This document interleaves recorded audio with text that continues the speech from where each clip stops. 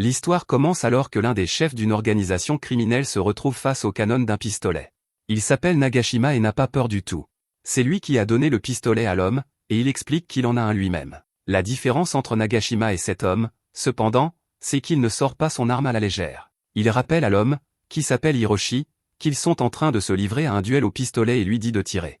Hiroshi est terrifié, car il essaie de protéger quelqu'un, et il tremble de manière incontrôlable. Nagashima en a assez d'attendre, alors il exige bruyamment que Hiroshi tire, ce que celui-ci fait. Cependant, une milliseconde avant qu'Hiroshi n'appuie sur la gâchette, il constate qu'une balle a déjà pénétré son cerveau. Hiroshi est stupéfait, car cela signifie que Nagashima a été capable de dégainer et de tirer plus vite qu'il n'a pu appuyer sur la gâchette de son arme. Nagashima rappelle à l'homme qu'il fait partie du Gakudo et que la rapidité au tir est sa compétence Gakudo. Hiroshi était le dernier des gardes du corps, il ne reste donc plus qu'une femme et un enfant. Ailleurs, notre protagoniste, Shin, passe à côté d'un homme d'affaires bruyant et désagréable. Shin remarque qu'un téléphone tombe de la poche de l'homme, il décide donc d'agir. À ce moment-là, tout le monde est surpris par un bruit fort qui ressemble à un pneu qui éclate, et nous voyons que Shin a réussi à attraper le téléphone avant qu'il ne touche le sol. Shin dit poliment à l'homme qu'il a laissé tomber quelque chose, et celui-ci le remercie d'avoir sauvé son téléphone personnel. Shin est cependant plus intéressé par la coque du téléphone de l'homme, car il s'agit d'une édition limitée de l'anime Flash Princess. Ce n'est pas une coque ordinaire, mais le modèle S, extrêmement rare. L'homme est stupéfait d'entendre quelqu'un qui connaît si bien cet anime, et il comprend alors que Shin est un otaku de princesse, tout comme lui. Shin confirme qu'il a regardé les 17 saisons de l'anime, et tout le monde regarde ces deux excentriques qui s'extasient devant le personnage féminin S. En général, tout le monde aime les personnages mignons, mais ces deux-là sont fans de la méchante. Dans l'anime, il y a des monstres nés de la solitude qui s'attaquent aux humains, et S est leur protectrice. Les héros veulent mettre fin à ces monstres, mais S s'interpose courageusement entre eux. Ces gars connaissent bien l'histoire de l'anime et récitent même leur citation préférée. Le gars est impressionné par Shin parce qu'il est si jeune, mais il s'y connaît vraiment en matière d'anime de haute qualité. Soudain, il est pris au dépourvu lorsque Shin commence à faire quelque chose d'étrange avec son visage. Shin s'excuse et explique qu'il est incapable de sourire ou de rire. Il craignait que son visage sérieux donne l'impression qu'il ne s'amusait pas alors qu'en fait il adorait la conversation sur la princesse qu'ils avaient, alors il a essayé de donner à son visage la forme d'un sourire. Malheureusement, ses muscles faciaux sont très raides à force d'être sérieux tout le temps, donc cela n'a pas fonctionné. L'homme d'affaires trouve Shin amusant et lui donne sa carte de visite en riant. Son nom s'écrit Gakudo, mais il se présente et explique qu'il se prononce Kiwami. De même, le nom de Shin s'écrit Ninja, mais il dit qu'il se lit Shinoa. Avant qu'il ne puisse continuer à discuter, Kiwami reçoit un appel professionnel et ils se séparent. Kiwami espère pouvoir reparler un jour de princesse avec Shin, et Shin trouve lui aussi que cet homme était plutôt intéressant. À ce moment-là, un corbeau plonge juste devant le visage de Shin et dit, code 334. Le gouverneur a été enlevé, et Shin est chargé de s'en occuper dès que possible. De retour à l'entrepôt, nous voyons que c'est Nagashima qui a enlevé le gouverneur. Elle rappelle à Nagashima qu'il y a de graves conséquences à s'en prendre à un homme politique et l'avertit que la police va bientôt arriver. Nagashima et ses hommes sont amusés par ces menaces, mais Nagashima tire quelques coups de feu autour d'elle, lui faisant peur et lui rappelant qui est aux commandes. Il lui explique qu'elle ne semble pas comprendre complètement la situation, ils sont les Gakudo, et ils ne craignent ni les politiciens ni la police. En fait, c'est plutôt l'inverse, ces soi-disant autorités tremblent devant les Gakudo et se plient à leur volonté. Il révèle que la gouverneure est en réalité un appât, et que son but est d'attirer un certain groupe. La gouverneure est terrifiée lorsqu'elle réalise qu'ils essaient d'attirer, mais il est trop tard. Le bruit sec du verre brisé attire l'attention de tout le monde vers une fenêtre, où l'on aperçoit un étrange impact de balles. Soudain, la gouverneure et sa fille se retrouvent les yeux bandés, sans savoir pourquoi, et elles n'entendent plus rien non plus, car quelqu'un leur a mis des écouteurs sur les oreilles. Une musique d'anime retentit à plein volume dans les écouteurs pour une raison inconnue, et les Gakudo sont vraiment perplexes. À ce moment-là, le bras droit de Nagashima, Ikishi, l'appelle, mais tout le monde est horrifié en voyant ce qui lui est arrivé. Ikishi dit qu'il ne se sent pas très bien, et nous voyons que sa tête a été séparée de son corps. Il s'excuse d'avoir échoué, et nous voyons que c'est l'œuvre de Shine. La pièce sombre dans le chaos le plus total, les Gakudo ne comprenant pas comment Ikishi a pu être éliminé aussi facilement, et Nagashima réalise que le groupe qu'il visait est enfin là. Les politiciens et les policiers n'impressionnent pas les Gakudo, qui ne se soucient que de leur ennemi juré. Cet ennemi sème la terreur parmi les Gakudo, et à juste titre, car une force invisible fait tomber les têtes les unes après les autres avec une précision mortelle et impitoyable. Nagashima attendait ce moment, car cet ennemi juré est un personnage légendaire dans le monde des Gakudo. Nagashima récite une ancienne prophétie Gakudo sur ce qui arrivera à une personne qui se comporte mal dans le monde souterrain, mais il est interrompu. Il se retourne et aperçoit un homme étrange derrière lui, et Nagashima est horrifié de voir qu'aucun de ces hommes n'est encore en vie. Cet homme étrange est Shin, et il termine la récitation de la prophétie. Celle-ci dit que si une personne se comporte mal dans le monde souterrain, les ninjas viendront la chercher. Nagashima est alors stupéfait lorsque Shine lui dit de se dépêcher de tirer et lui explique que le premier à tirer gagne. Au lieu de cela, Nagashima demande ce qui ne va pas chez les ninjas, et Shin est clairement agacé que cet homme veuille parler plutôt que tirer. Nagashima est extrêmement frustré et souligne que chaque fois que les Gakudo essaient de gagner leur vie, les ninjas apparaissent et les écrasent avec leur force démesurée. Il veut savoir pourquoi, alors Shine regarde le gouverneur et sa fille. La réponse de Shin est simple, les Gakudo entraînent des enfants dans leurs crimes ignobles, et c'est à cause de cette cruauté que Shin ne peut jamais rire ni sourire. Nagashima reproche aux ninjas d'avoir tout gâché, mais Shine n'a aucune envie de continuer à discuter avec lui.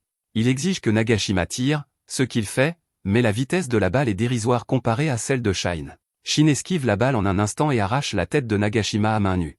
Nagashima est impressionné par le ninja, car Shin n'a pas eu besoin de le battre au tir, mais a plutôt battu la vitesse de la balle. Cependant, Nagashima affiche sa confiance dans la victoire des Gakudo, car un certain homme les mènera à la victoire. Cet homme ne sera toutefois pas lui, car son corps s'effondre finalement au sol. L'attaque de Shin s'appelle la lame des ténèbres, et il déclare que sa cible a été éliminée. Le matin, des policiers enquêtent sur la scène du crime. La gouverneure et sa fille sont saines et sauves, et l'équipe de Nagashima a été entièrement éliminée. Le commissaire Maru parle d'un code, NEN, ce qui signifie que des ninjas sont impliqués. Les ninjas détectent les crimes du monde souterrain beaucoup plus rapidement que les policiers et éliminent les méchants. Tout ce qu'ils laissent derrière eux, ce sont les cadavres des criminels et les victimes mises en sécurité. Les ninjas modernes ne servent personne et ne sont liés ni par l'argent, ni par le pouvoir, ni par les lois du pays. Ils éliminent le mal selon leurs propres règles, ce qui en fait en quelque sorte des anti-héros. L'un des enquêteurs ne peut s'empêcher de les admirer, et Maru ne peut que se demander à quoi ils ressemblent. Ailleurs, d'anciens camarades de classe de Shin l'aperçoivent et se demandent s'ils doivent l'inviter à une fête. L'un d'eux refuse, car Shin ne sourit jamais, et il dit que ce n'est pas le genre de personne qu'il veut à une fête. Shin les entend alors qu'ils s'en vont et leur fait remarquer que ce n'est pas qu'il ne veut pas sourire ou rire, mais qu'il en est tout simplement incapable. Shin essaie de se souvenir quand son incapacité à sourire a commencé et comment un médecin lui a dit un jour que c'était dû à un traumatisme. Shin n'a que de vagues souvenirs de son enfance, dont celui d'un homme tatoué attaquant brutalement quelqu'un. Shin voit cependant plusieurs personnes sourire autour de lui, alors il déclare que tant qu'il est le seul à ne pas pouvoir sourire, c'est tout ce qui compte. Quelque temps plus tard, Shine élimine Morgudo et les maudits pour leurs crimes répugnants. C'est alors qu'il tombe sur des coupons suspects et remarque qu'ils dégagent une odeur étrange. Cette nuit-là, Shin rend visite à son grand-père Kai. Shin utilise son talent pour ouvrir une bouteille de soda, et Kai est impressionné de voir que son apprenti l'a surpassé.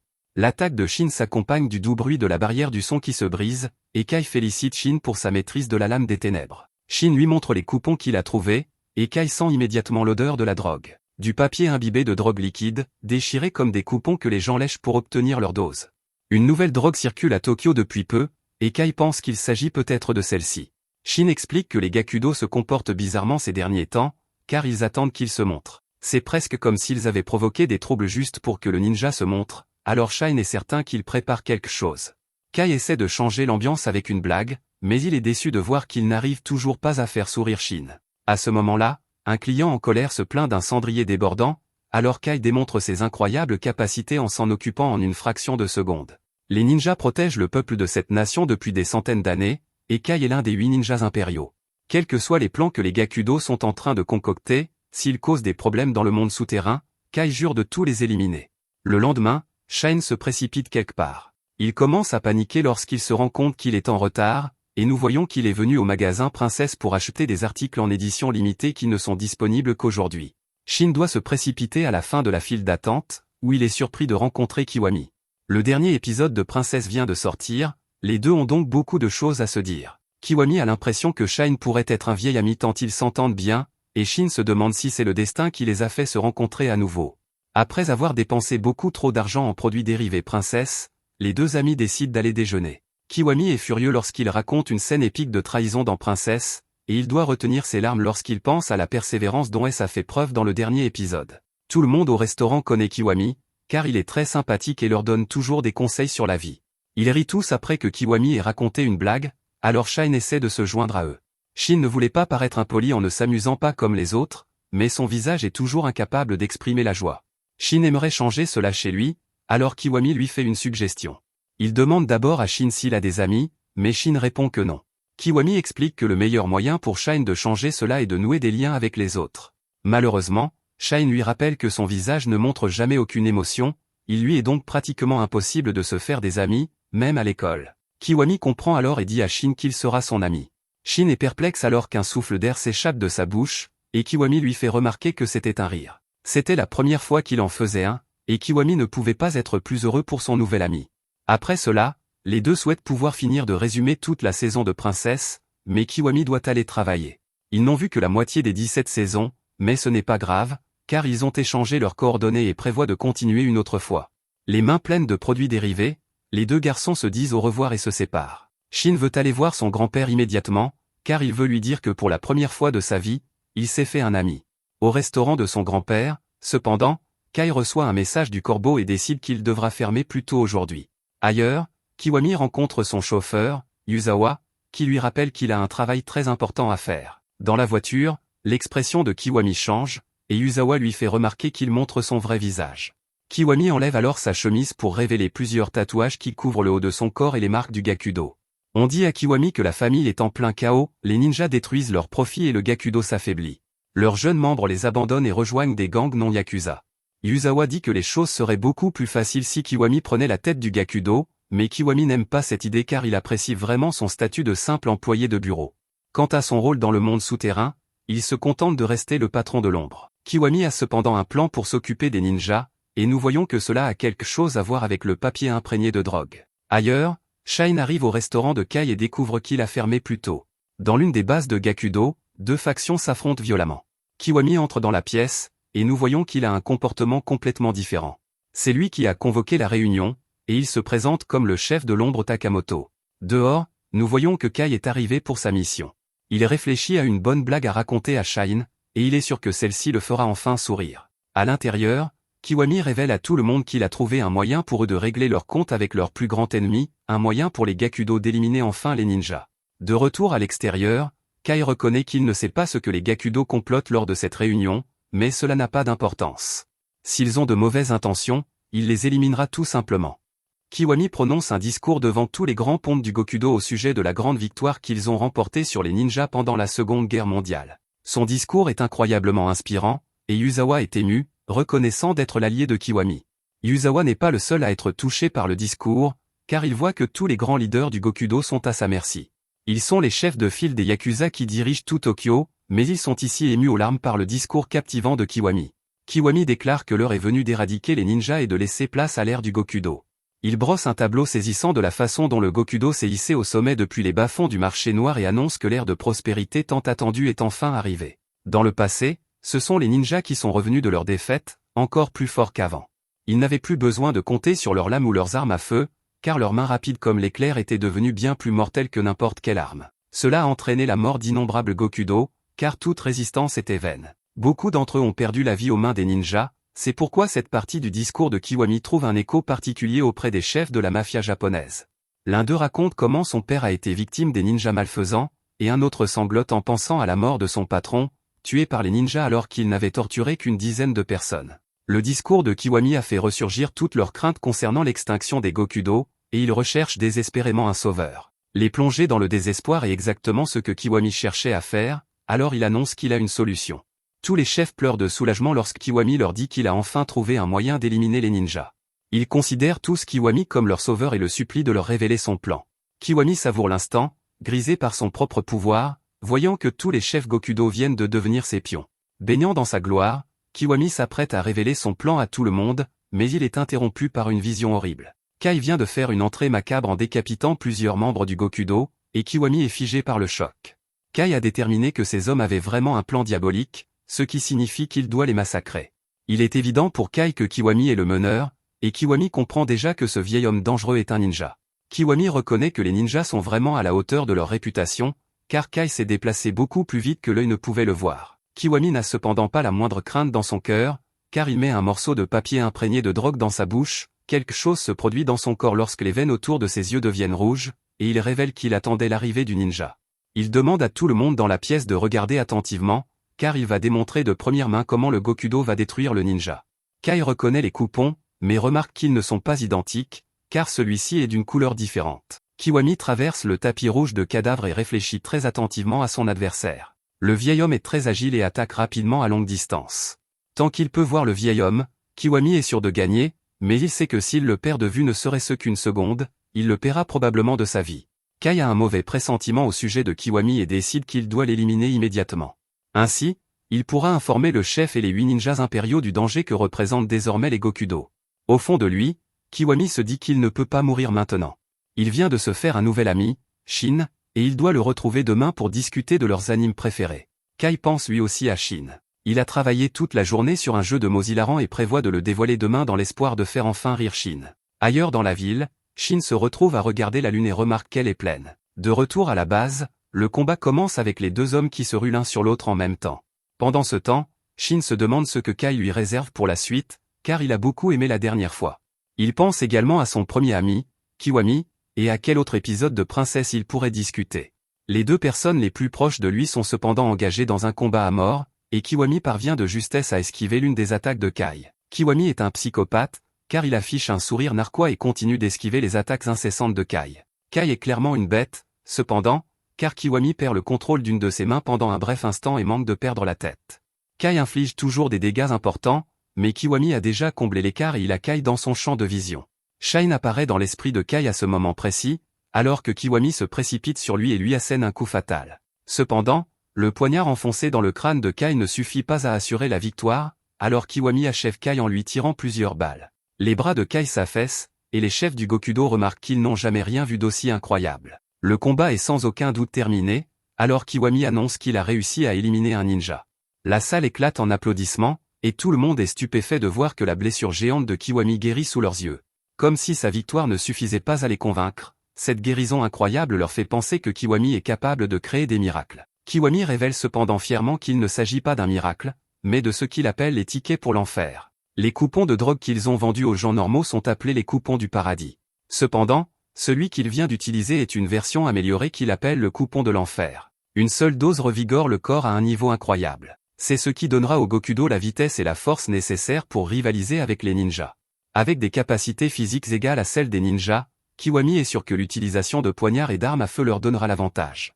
L'avantage des ninjas disparaîtra, et les Gokudo contrôleront désormais le monde. La salle éclate à nouveau d'admiration, car tout le monde reconnaît Kiwami comme leur chemin vers la victoire. Yuzawa ne pourrait être plus fier, mais Kiwami déclare qu'ils ne font que commencer. À ce moment-là, Kiwami éprouve un sentiment étrange en regardant Kai, mais il n'y prête pas attention. Son instinct était cependant juste, car Kai, s'accrochant encore à ses derniers instants de vie, maudit la situation après avoir tout entendu. Les Gokudo ont désormais un pouvoir équivalent à celui des ninjas, ce qui met tout le monde en grand danger. Kai sentait que Kiwami était dangereux, mais il n'avait aucune idée de la puissance qu'il allait acquérir. Il déclare qu'il appartient désormais aux 8 ninjas impériaux de terminer ce qu'il a commencé. Kai s'occupe de son petit-fils depuis un certain temps déjà, et il déclare que Shin est le dernier espoir des ninjas. Il a encore besoin de beaucoup d'aide, alors Kai supplie les 8 ninjas impériaux de bien prendre soin de lui. Un flashback révèle que Shin était orphelin et que ce sont les Gokudo qui ont tué toute sa famille. Kai a reçu pour mission de former Shine et de lui apprendre à devenir un ninja capable de protéger le pays un jour. Le responsable était cependant sans pitié, car il a ordonné à Kai d'éliminer Shine s'il ne montrait pas de talent. Kai n'en tint toutefois pas compte et commença immédiatement à entraîner Shine. Il décida de commencer par les techniques de base du shinobi et ses premiers mots à Shine furent de lui demander de lui prendre la main. Kai répète ces mots à présent, mais ce sont ces derniers. Tout le monde dans la pièce regarde alors son corps commencer à briller, et Kiwami est horrifié lorsqu'il réalise ce que Kai s'apprête à faire. Il n'y a cependant pas le temps de réagir, car Kai déclenche une explosion, mettant fin à sa vie et détruisant tout le bâtiment. Shin sent immédiatement quelque chose lui parcourir l'échine, mais il n'a aucune idée de ce que c'est. De retour sur le champ de bataille, Kiwami est choqué de voir jusqu'où Kai était prêt à aller. Il félicite Kai de s'être sacrifié pour assurer la mort de tous les chefs Gokudo, mais Kiwami reste de marbre. Ces vieux schnocks étaient certes importants à ses yeux, mais ils n'étaient que des pions. Les personnes qui lui tenaient vraiment à cœur, appelées les Agokudo de la destruction, sont toujours en vie. Ils ont réussi à survivre à l'explosion grâce au coupon de l'enfer, et ils sont prêts à détruire les ninjas et tout le pays. Kiwami est prêt à les diriger, alors il passe en revue son plan. Les ninjas flairent le crime et fondent dessus, alors Kiwami prévoit d'utiliser cela contre eux. Il ordonne à ses hommes de se livrer à des actes malveillants afin d'attirer les ninjas. Ceux-ci mordront sûrement à l'hameçon, et c'est à ce moment-là que les Gokudo passeront à l'attaque. Quant au vieux ninja qu'il vient de vaincre, Kiwami demande à ses hommes d'en récupérer quelques morceaux comme preuve de l'attaque ninja. Kiwami veut également envoyer un message, et il a prévu quelque chose de sinistre. Le lendemain matin, un groupe de personnes se rassemble autour de quelque chose posé au sol. Cela a l'air dégoûtant, et il se demande s'il s'agit d'une œuvre d'art contemporain. Il s'agit d'un poignard planté dans un monticule de viande hachée, qui fait déjà le buzz sur les réseaux sociaux. Les gens pensent qu'il s'agit d'une œuvre d'art d'un artiste inconnu, mais la réalité est bien plus sadique. Shine se trouve à proximité, il va donc voir de quoi il s'agit, mais il est horrifié lorsqu'il aperçoit le monocle de son grand-père. La réalité déchirante s'impose immédiatement à Shine lorsqu'il imagine le visage de son grand-père, et il est obligé de réfléchir à la façon dont un homme aussi gentil a été déshonoré. Son choc se transforme rapidement en rage, et la force de sa colère fait fuir les corbeaux. Avec toute la colère qui transparaît dans sa voix, Shine demande à l'un des corbeaux bavards d'informer les 8 ninjas impériaux. Les Gokudo ont pris la vie de son grand-père Kai, et il veut se venger. Alors que Shine se tient là, son monde entier bouleversé, Kiwami apparaît de nulle part. Il salue son ami avec désinvolture après l'avoir croisé par hasard et explique qu'il a immédiatement reconnu Shine. Shine a une coiffure unique et une posture particulièrement mauvaise. Kiwami annonce fièrement qu'il vient de faire quelque chose d'incroyable au travail, et que ce soir, c'est lui qui paie les boissons. Shine enfouit ses émotions au plus profond de lui-même afin de pouvoir agir normalement, et il taquine Kiwami en lui disant qu'il a l'air ridicule avec une cravate sur la tête. Alors que Kiwami plaisante en disant que cela va devenir une nouvelle tendance, il remarque que le message qu'il a laissé a disparu. Il en conclut que les ninjas ont dû venir le chercher, alors il n'y prête plus attention et les deux amis se rendent au bar. Ironiquement, l'amitié entre le protagoniste et son ennemi est une tradition dans la série d'animes Princesse que les garçons aiment tant. Ils connaissent tous les ennemis avec lesquels le héros principal s'est lié d'amitié, et il y en a même un où ils ne savaient pas qu'ils étaient secrètement ennemis alors qu'ils devenaient meilleurs amis. Le conflit qui a éclaté lorsqu'ils l'ont découvert était vraiment amusant à regarder, car il a tenu tout le monde en haleine. Shin fait de son mieux pour faire semblant d'être normal, mais au fond de lui, il est submergé par la haine. Il ne comprend pas pourquoi la vie de son grand-père a dû prendre fin, et il se demande avec rage lequel des salauds de Gokudo est derrière tout ça. Pendant ce temps, Kiwami réfléchit à la suite des événements. Il aimerait savoir où se cachent les ninjas afin de pouvoir les attaquer en premier, mais pour l'instant, ils devront se contenter de les attirer hors de leur cachette. La rage continue cependant de bouillonner en Shine, et il promet de trouver le responsable afin de pouvoir se venger.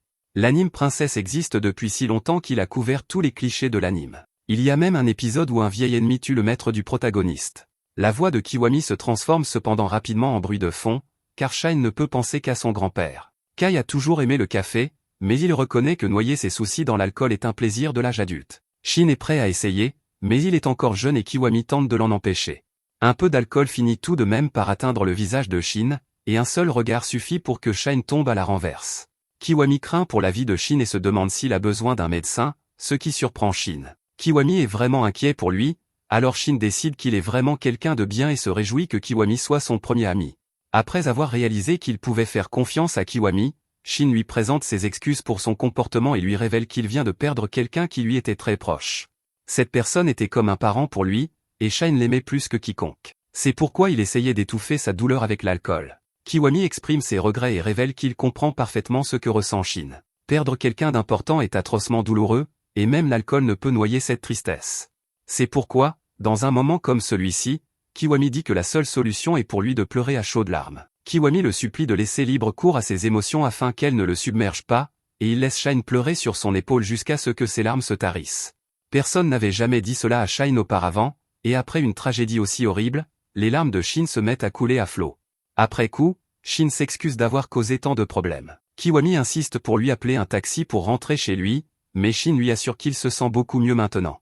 Kiwami lui rappelle de boire beaucoup de jus de légumes pour soigner sa gueule de bois, et les deux amis se disent au revoir. Kiwami pense à la douleur que Shine doit ressentir en ce moment, et il est choqué lorsqu'il se rend compte qu'il est lui-même en train de pleurer. Peu après, des hommes s'apprêtent à voler Shine, ivre et inconscient. Mais leurs efforts sont interrompus lorsque le ninja utilise une lame de ténèbres pour déclencher un immense incendie derrière eux. Les voyous s'enfuient pour sauver leur vie, et nous voyons que quelqu'un est venu chercher Shine. Ailleurs, nous voyons que Yuzawa a rassemblé un groupe d'orphelins ninjas. Ce sont des enfants dont toute la famille a été éliminée par les ninjas. Yuzawa les a recueillis, tout comme son mentor, Takamoto, l'avait recueilli. À ce moment-là, Yuzawa fait preuve d'incroyables réflexes en réussissant à empêcher une balle d'atteindre Kiwami.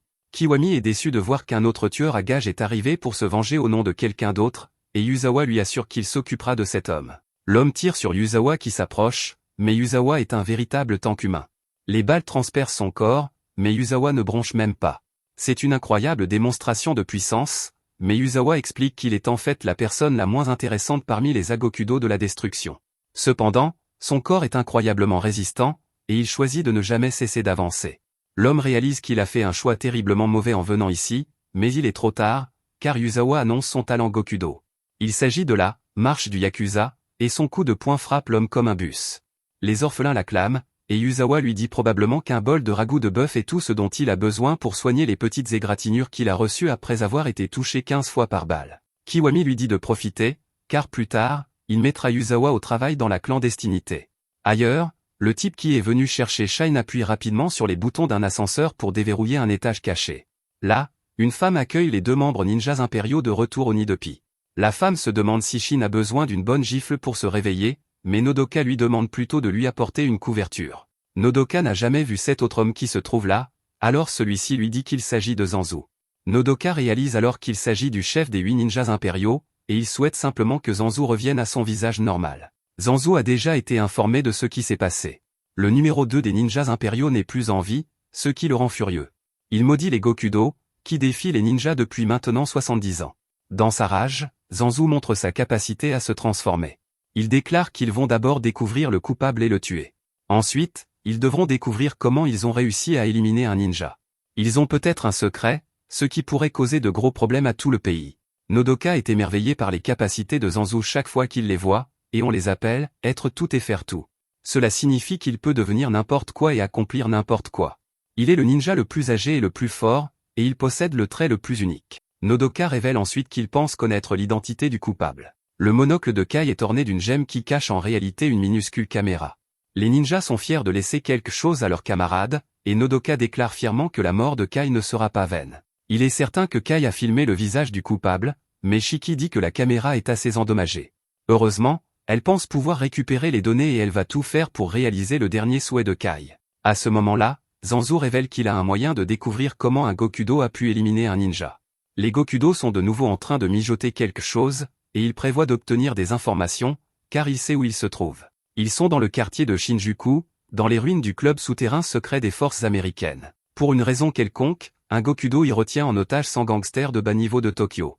En y jetant un œil, nous découvrons qu'il s'agit de Yuzawa. Zanzu explique que la nuit dernière, tous les chefs des Gokudo de Tokyo ont perdu la vie dans une énorme explosion, et que Kai était très probablement impliqué. Nodoka décide d'aller voir ce que font les Gokudo dans le club souterrain, mais il demande à y aller seul. Shiki s'inquiète pour lui, mais Nodoka répond qu'il ne veut mettre personne d'autre en danger. Il lui demande de veiller sur Shine, car il a besoin de se calmer en prenant la vie de quelques Gokudo.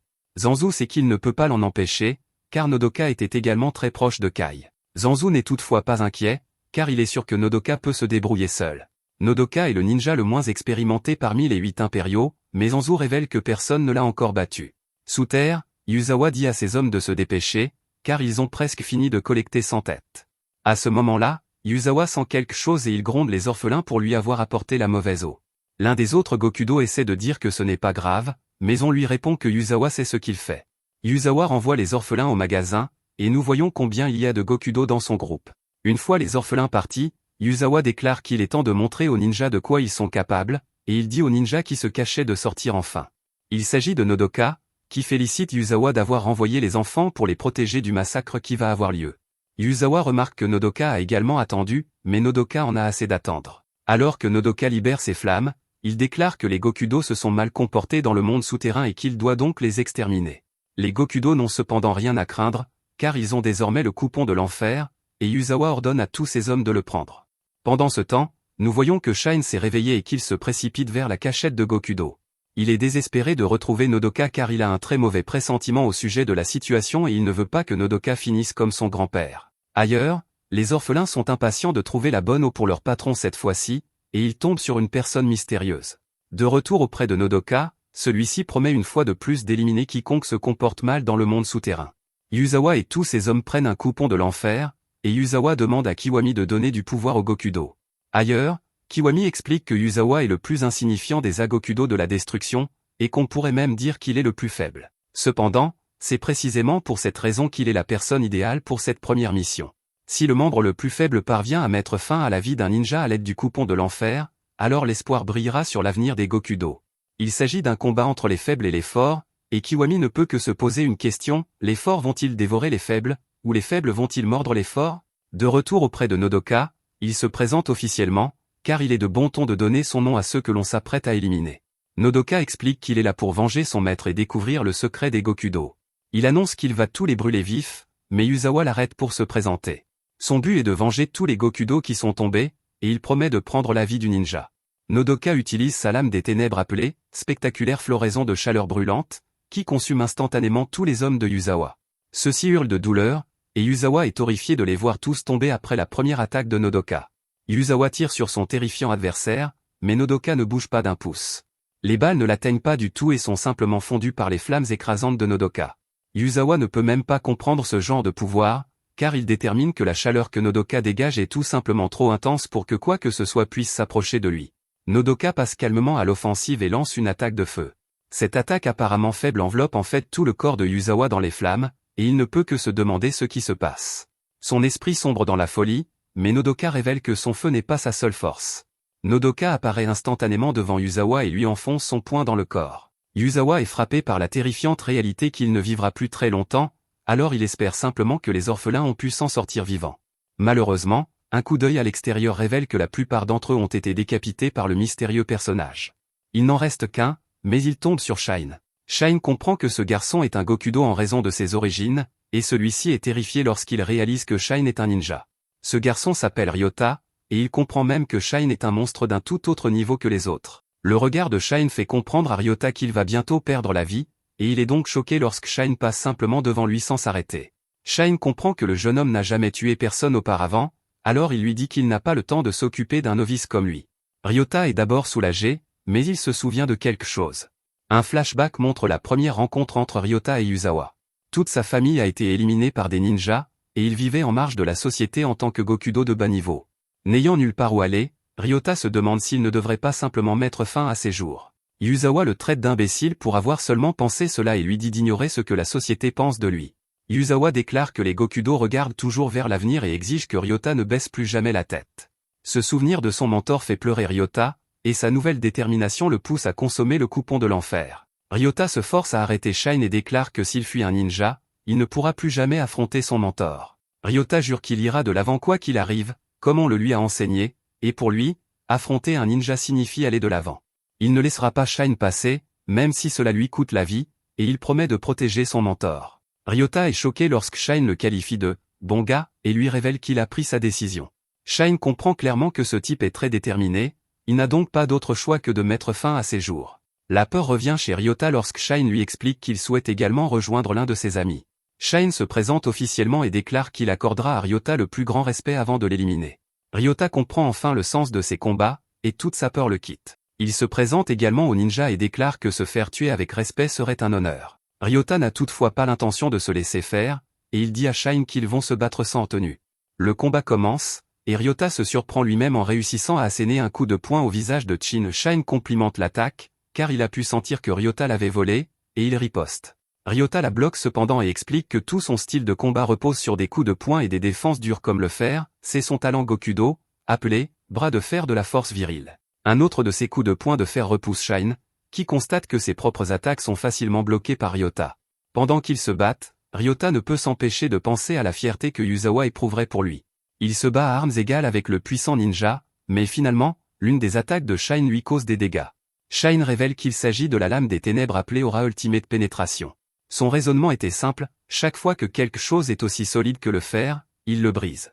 Shine utilise alors la même attaque, mais cette fois-ci, il s'agit d'une rafale. Ryota n'a d'autre choix que d'essayer de se défendre, mais les coups incessants de Shine le touchent à chaque fois en plein cœur. Ryota lutte énormément, car ses bras de fer ne tiendront plus très longtemps, et Shine ne montre aucun signe de ralentissement. En fait, c'est plutôt le contraire, car Shine semble devenir plus fort au fur et à mesure que le combat avance. Finalement, Shine se prépare à porter un coup fatal, et Ryota ne peut que penser à Yuzawa avant que l'attaque de Shine ne le mette brutalement en pièces.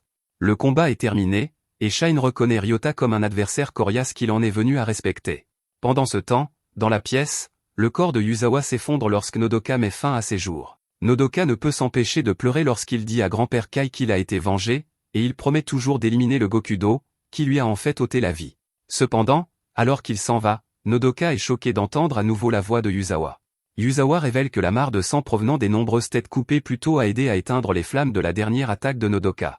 Nodoka est stupéfait de voir que Yuzawa est toujours en vie malgré le trou géant dans son corps. Yuzawa dit avec colère au ninja de ne pas sous-estimer les Gokudo, car il refuse de se rendre tant qu'il n'aura pas restauré leur honneur. Nodoka devient encore plus inquiet lorsqu'il se rend compte que tous les Gokudo qu'il vient de brûler sont également toujours en vie. C'est une scène cauchemardesque, car Nodoka fait remarquer que des humains normaux ne pourraient pas résister à ce genre d'attaque, cela devrait être impossible, mais il se souvient les avoir vus consommer quelque chose juste avant le combat. Il n'y a pas d'autre explication, et il en conclut que cela doit être le secret qui a permis au Gokudo de mettre fin à la vie d'un ninja. Pendant ce temps, Yuzawa a également compris quelque chose, alors qu'il retire un petit morceau de peau de son corps. Il s'avère que l'attaque de Nodoka projette de minuscules morceaux de peau surchauffés, et c'est ainsi qu'il a pu mettre le feu à Yuzawa et à ses hommes.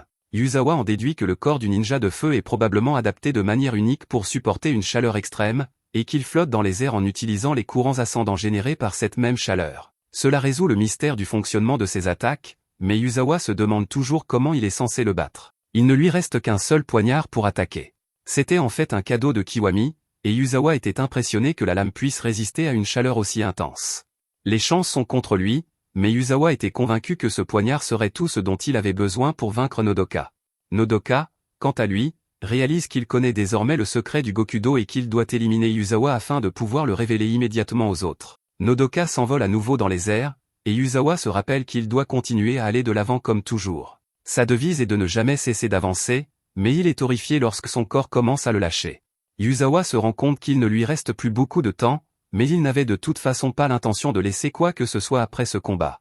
Il demande à Kiwami de lui donner de la force une dernière fois, et Nodoka est stupéfait lorsque Yuzawa se poignarde. Il ne comprend pas ce que fait ce fou, mais Yuzawa déclare que ce blessé lui a donné un regain d'énergie.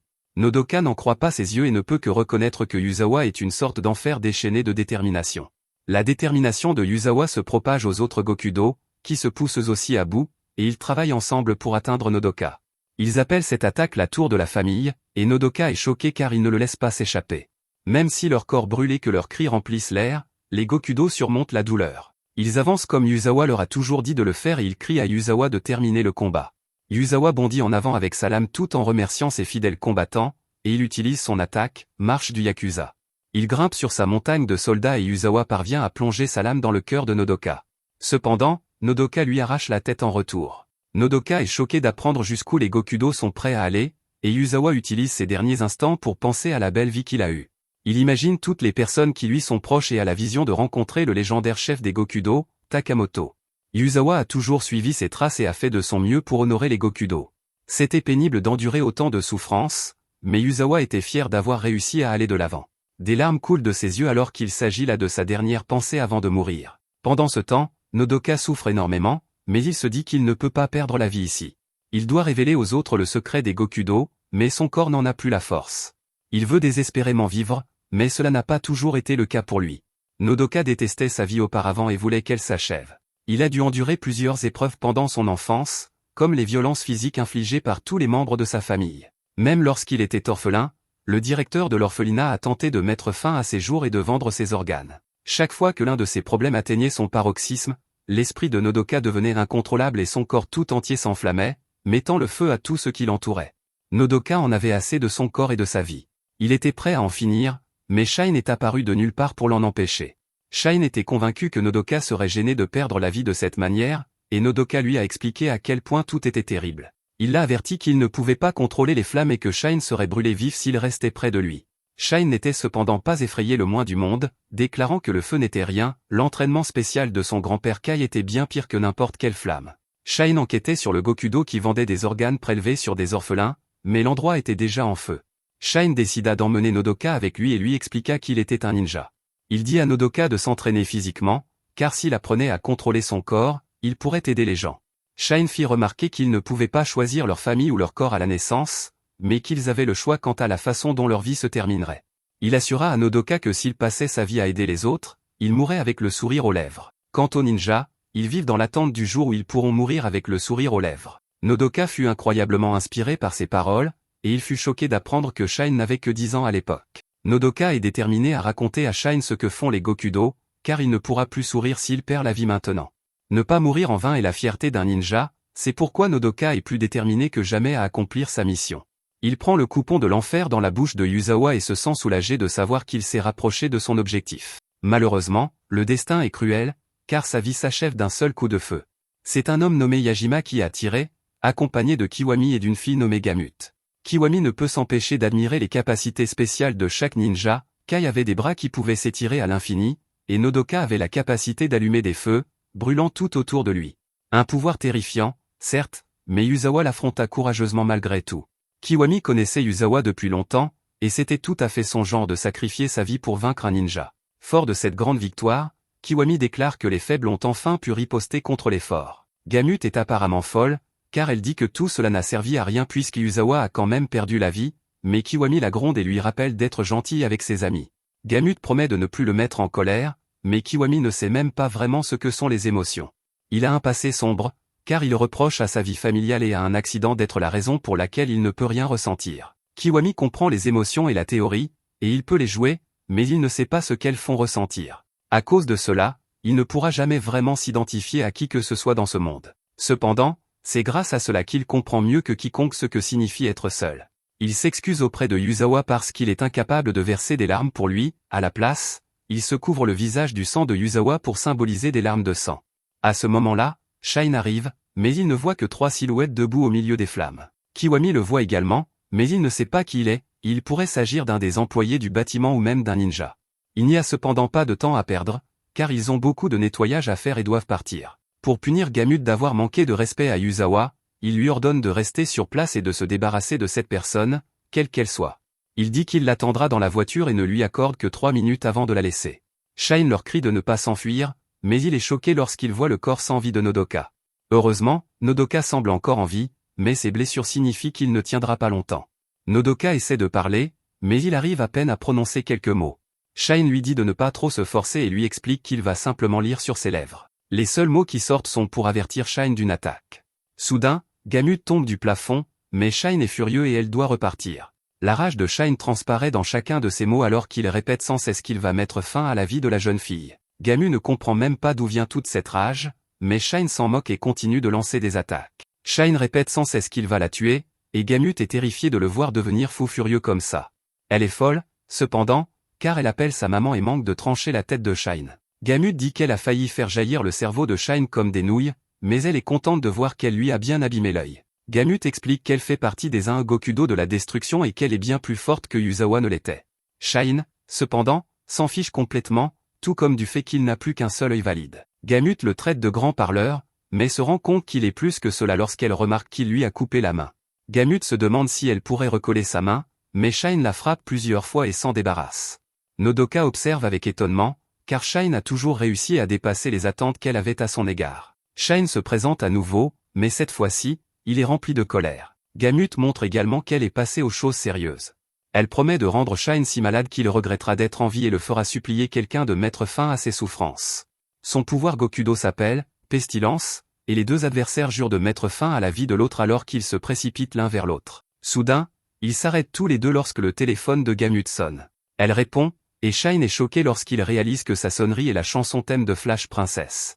Kiwami est à l'autre bout du fil et dit à Gamut que son temps est écoulé, qu'elle est désormais livrée à elle-même. Elle le supplie de lui accorder plus de temps, mais il a déjà raccroché. Shine est prêt à poursuivre leur combat intense, mais Gamut s'ennuie désormais et s'en va. Elle connaît désormais son nom et son visage, alors elle promet de détruire un jour son plus grand bonheur et de mettre fin à ses jours. Elle jure de le plonger dans le désespoir le plus profond et de le rendre malade. Gamut est folle, alors elle lui dit aussi au revoir joyeusement avant de partir. Elle se trompe complètement sur son nom, cependant, puisqu'elle l'appelle Takono Kinoko, et elle n'écoute même pas quand Shine essaie de la corriger. Shine se précipite vers Nodoka, mais il n'a que de mauvaises nouvelles, il aimerait pouvoir dire que tout va bien, mais la réalité est qu'il ne va pas survivre. Cela ne surprend toutefois pas Nodoka, car il a déjà préparé ses derniers mots. Il révèle que les Gokudo se comportent délibérément mal afin d'attirer les ninjas et de les éliminer. Mais surtout, le secret qui leur permet d'y parvenir réside dans un petit bout de papier. Shine est reconnaissant à Nodoka de s'être sacrifié pour obtenir cette information, et il aimerait entendre tout ce que Nodoka souhaite lui dire d'autre. Nodoka utilise ses derniers instants pour dire à Shine qu'il lui doit beaucoup. Shine a toujours été là pour le guider, comme un grand frère. Nodoka garde de bons souvenirs de la façon dont Shine l'entraînait parfois en secret, car grand-père Kai ne voulait pas qu'il apprenne certaines techniques dangereuses. De plus, lors de la première mission de Nodoka, c'est Shine qui l'a protégé tout au long. Nodoka remercie Shine de l'avoir invité à devenir ninja. Nodoka voulait mettre fin à ses jours depuis très longtemps, mais Shine lui a donné une raison de vivre afin qu'il puisse mourir le sourire aux lèvres. Tout cela grâce à Shine, et Nodoka est sûr qu'un jour, lui aussi pourra sourire. Shine est quelqu'un de si gentil que Nodoka est convaincu que son sourire sera magnifique ce jour-là. Nodoka trouve la paix après avoir pu dire tout cela à Shine, et il sourit juste avant que sa vie ne s'achève. Le bâtiment commence à s'effondrer autour d'eux, mais Shine peut à peine bouger, consumé par sa colère. Pendant ce temps, Kiwami pense à Yuzawa et révèle qu'il lui a préparé un petit hommage.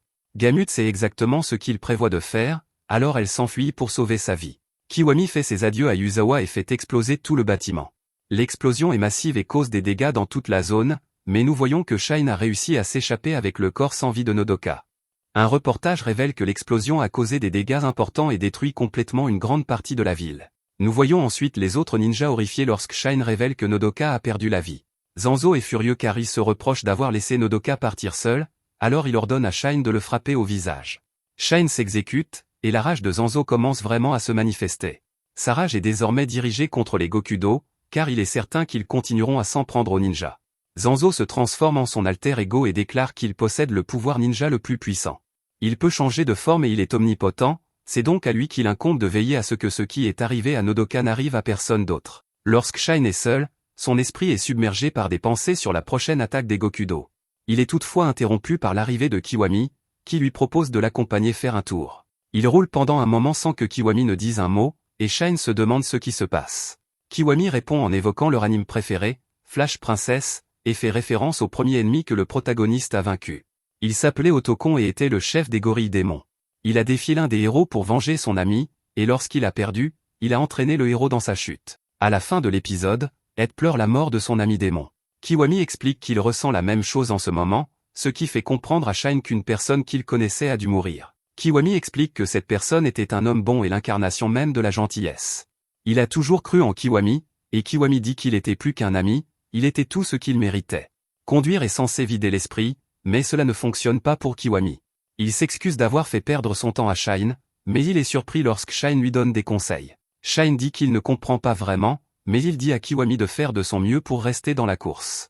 Il dit que les personnes qui sont importantes pour lui méritent d'avoir une place dans sa mémoire. Shine pense à ceux qu'il a perdus et dit de ne pas laisser les souhaits de ses amis se perdre. Il devrait essayer de les réaliser, et Shine jure de ne jamais hésiter à le faire. Kiwami apprécie vraiment ses paroles motivantes et se demande si son amitié avec Shine est comparable à celle qu'il aurait avec un petit frère. Kiwami autorise Shine à l'appeler « grand frère », mais Shine préfère sauter de la voiture en marche. Après s'être séparés, Kiwami rencontre un homme nommé Hiroki. Il roule sur l'autoroute Tato, tristement célèbre pour être un lieu de rassemblement de criminels. Des voyous commencent à les suivre de près, et Kiwami se demande ce qu'aurait fait l'ancien Hiroki. Hiroki a beaucoup changé depuis, mais il était autrefois la légende vivante de Tidal Highway, avec 100 000 hommes sous ses ordres. Les gangs de motards de tout le Japon le vénéraient comme une figure charismatique parmi les délinquants. Hiroki est l'ancien chef de l'armée de motards Psychotam, mais il fait désormais partie des Agokudo de la destruction. Hiroki ne montre aucune pitié lorsqu'il démontre sa capacité à faire danser les balles et fait exploser le véhicule qui les suivait de trop près. Kiwami pensait que les voitures n'explosaient que dans les films, mais Hiroki lui explique que cela peut arriver dans la réalité si l'on tire 2 balles dans le réservoir d'essence. Si le tireur est suffisamment précis, il peut faire en sorte que les balles entrent en collision, et l'étincelle qui en résulte enflammera l'essence. Le pouvoir de Hiroki s'appelle le Bullet Disco, et il est l'un des Gokudo les plus puissants. Il passe toutefois aux choses sérieuses et demande de l'aide à Kiwami. À la vue de l'explosion, Maro détermine qu'il ne s'agit clairement pas d'un accident, et qu'une telle destruction ne peut être qualifiée que de calamité. Après le départ de Maro, nous voyons que c'était en fait Zanzo depuis le début. Il déclare qu'il peut se transformer en n'importe quoi et accomplir n'importe quoi. Le destin des Gokudo est entre ses mains, et il dit que la prochaine calamité sera l'œuvre des ninjas. Ailleurs, plusieurs médecins sont stupéfaits par un chirurgien très exceptionnel. Il a déjà pratiqué 10 opérations du cancer aujourd'hui, et il ne montre aucun signe de fatigue. Les 10 opérations qu'il a réalisées étaient des interventions difficiles qui auraient fait fuir d'autres médecins renommés, mais cet homme les a réalisées avec aisance. Ses incisions sont précises, voire divines, et il les réalise sans même utiliser d'instruments. Personne ne comprend comment il parvient à travailler sans scalpel, c'est comme s'il opérait sans même toucher le patient. Tous les médecins célèbrent son exploit lorsqu'il a terminé, car il a retiré le cancer de 88 endroits du corps de ce patient en moins de 30 minutes. Cet homme est le chef d'une famille réputée pour ses talents médicaux, et son nom est Seko. Il n'a pas dit un seul mot, mais lorsqu'il s'exprime, il affirme que le Gokudo doit être éliminé. Ailleurs, un restaurant sort son alcool le plus célèbre et le plus cher pour l'un de ses employés. Il s'agit du légendaire cognac, d'une valeur de plus de 400 millions de yens, qu'un homme qui travaille là depuis des années n'a jamais vu auparavant. Il ne comprend pas pourquoi on le sort pour ce nouveau venu et se demande si c'est à cause de ses muscles imposants. L'une des filles qui fait des avances à l'homme explique que cela n'a rien à voir avec les muscles, mais plutôt avec le fait d'avoir du caractère. Pour l'aider à comprendre, elle raconte comment son ex-petit ami, un Gokudo fou, a un jour essayé de l'écraser. Elle avait déjà accepté son sort, mais le nouveau venu s'est placé devant le camion de 10 tonnes et l'a protégé de son corps. Elle dit que les filles aiment les hommes robustes comme lui, et nous apprenons que son nom est Yaji. Yaji rappelle alors aux propriétaires qu'ils avaient un accord. Il vient de faire gagner 1 milliard de yens au restaurant en une semaine, il a donc maintenant le droit de prendre des congés.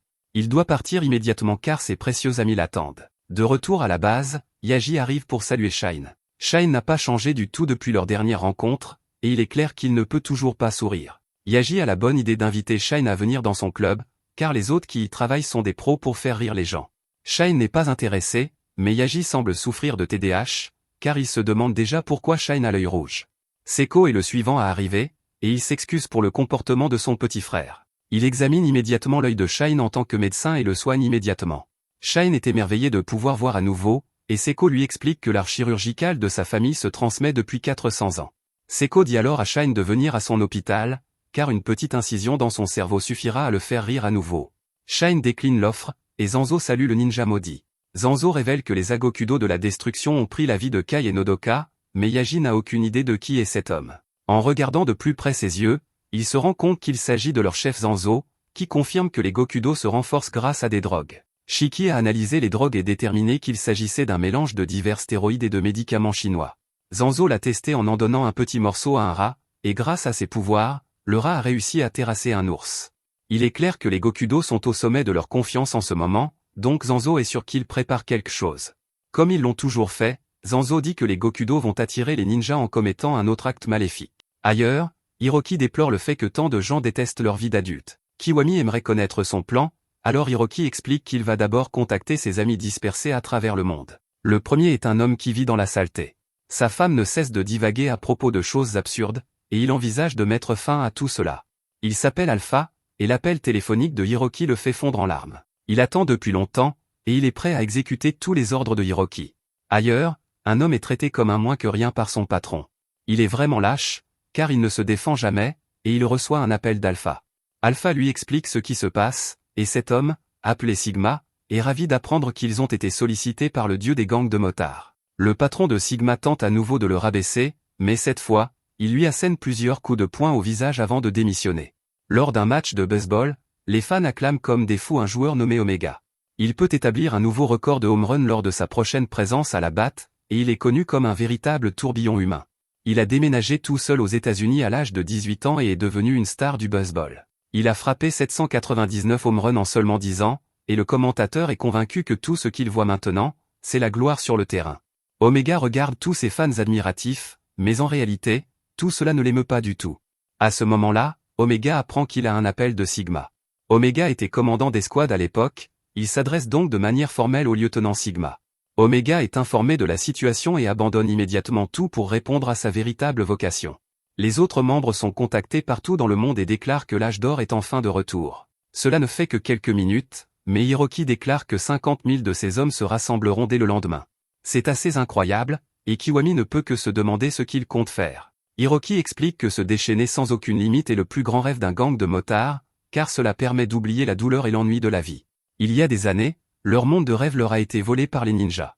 100 000 de ces hommes ont courageusement résisté aux ninjas, mais 50 000 d'entre eux ont perdu la vie. Hiroki prévoit de faire revivre leur rêve et jure d'apporter le salut à tous les adultes qui souffrent. De plus, pour se venger des ninjas, lui et ses hommes se battront sur leur autoroute sacrée. Ailleurs, Shine repense à la façon dont Zanzo a demandé aux ninjas de rester vigilants face aux méfaits. C'est alors qu'il remarque Kiwami à proximité, en train de parler à son patron. Ailleurs, Hiroki prend une photo avec certains de ses fans. Il l'admire beaucoup, mais Hiroki a un véritable amour, et il regarde le ciel en lui disant qu'il ne l'oubliera jamais. Les hommes de Hiroki apparaissent peu après et retiennent leurs larmes en saluant leur patron. Hiroki est impressionné par la façon dont Omega est devenu une célèbre star du baseball, mais Omega est simplement heureux d'être de retour. Hiroki reconnaît qu'il est difficile d'être adulte, Alors ils conviennent tous que ce soir, ils redeviendront jeunes. Ailleurs, Shine et Kiwami tombent sur Shiki, qui prétend être la voisine de Shine. Elle est surprise d'apprendre que Shine a un ami, mais Kiwami reçoit un appel important et s'excuse de devoir partir immédiatement. Shine explique à Shiki que Kiwami est le premier ami qu'il ait jamais eu et qu'il est sûr qu'il a quelque chose de spécial. En effet, il y a quelque temps, ils discutaient et Shine pense que Kiwami a réussi à le faire rire. C'est une nouvelle stupéfiante pour Shiki, qui verse une larme. Tous ceux qui connaissent Shine ont essayé de le faire rire, mais tous ont échoué. Kiwami est le premier à y être parvenu, elle reconnaît donc qu'il est un très bon ami. Shiki est de très bonne humeur après avoir entendu tout cela, elle dit donc à Shine qu'il devrait se tenir la main pendant un moment.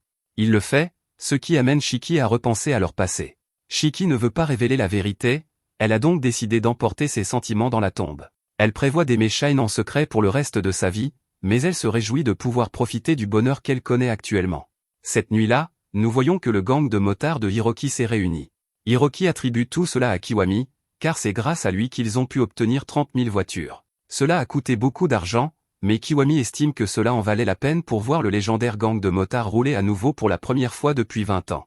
Les deux hommes fument une cigarette et se souhaitent bonne chance. À la base ninja, un corbeau alerte tout le monde que l'autoroute est complètement envahie par le danger. Pire encore, nous voyons que Shiki a découvert un terrible secret. Elle tremble de manière incontrôlable, car la vérité est tout simplement trop terrifiante, et elle est liée à une image jamais vue auparavant.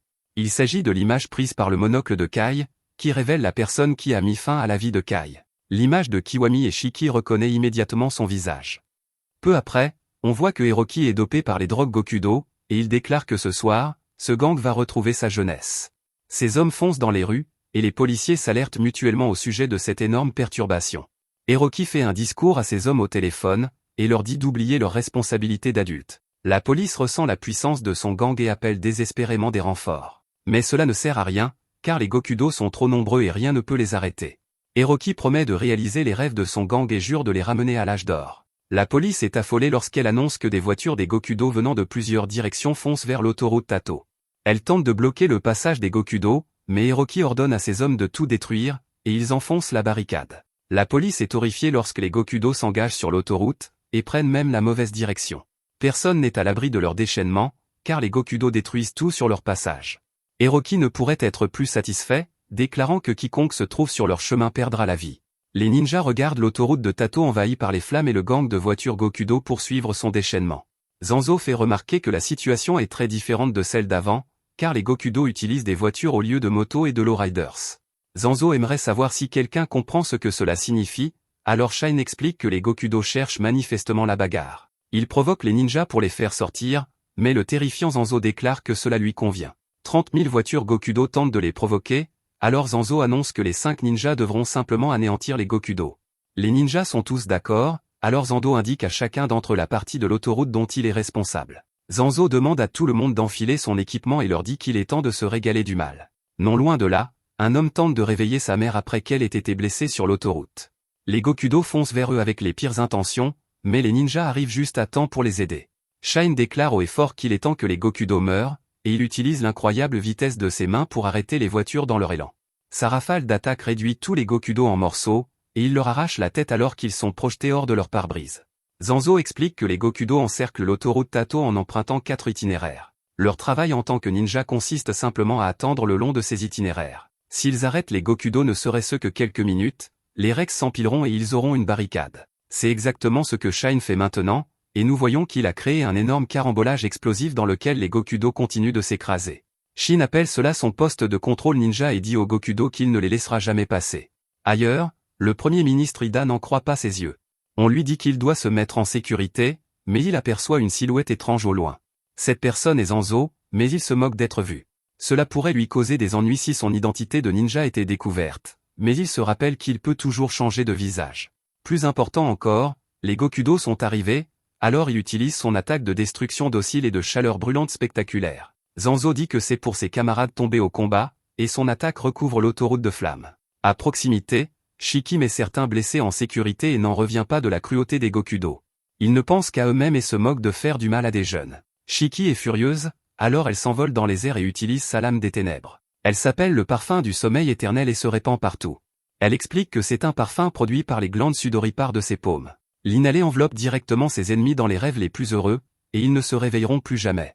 Même si leur voiture s'écrase et même si leur corps brûle en cendres, Shiki utilise cette capacité pour détruire plusieurs voitures des Gokudo, et elle passe devant eux alors qu'ils brûlent en souriant dans leurs doux rêves. Ailleurs, les frères jumeaux ninja sont confrontés à Sigma et Alpha.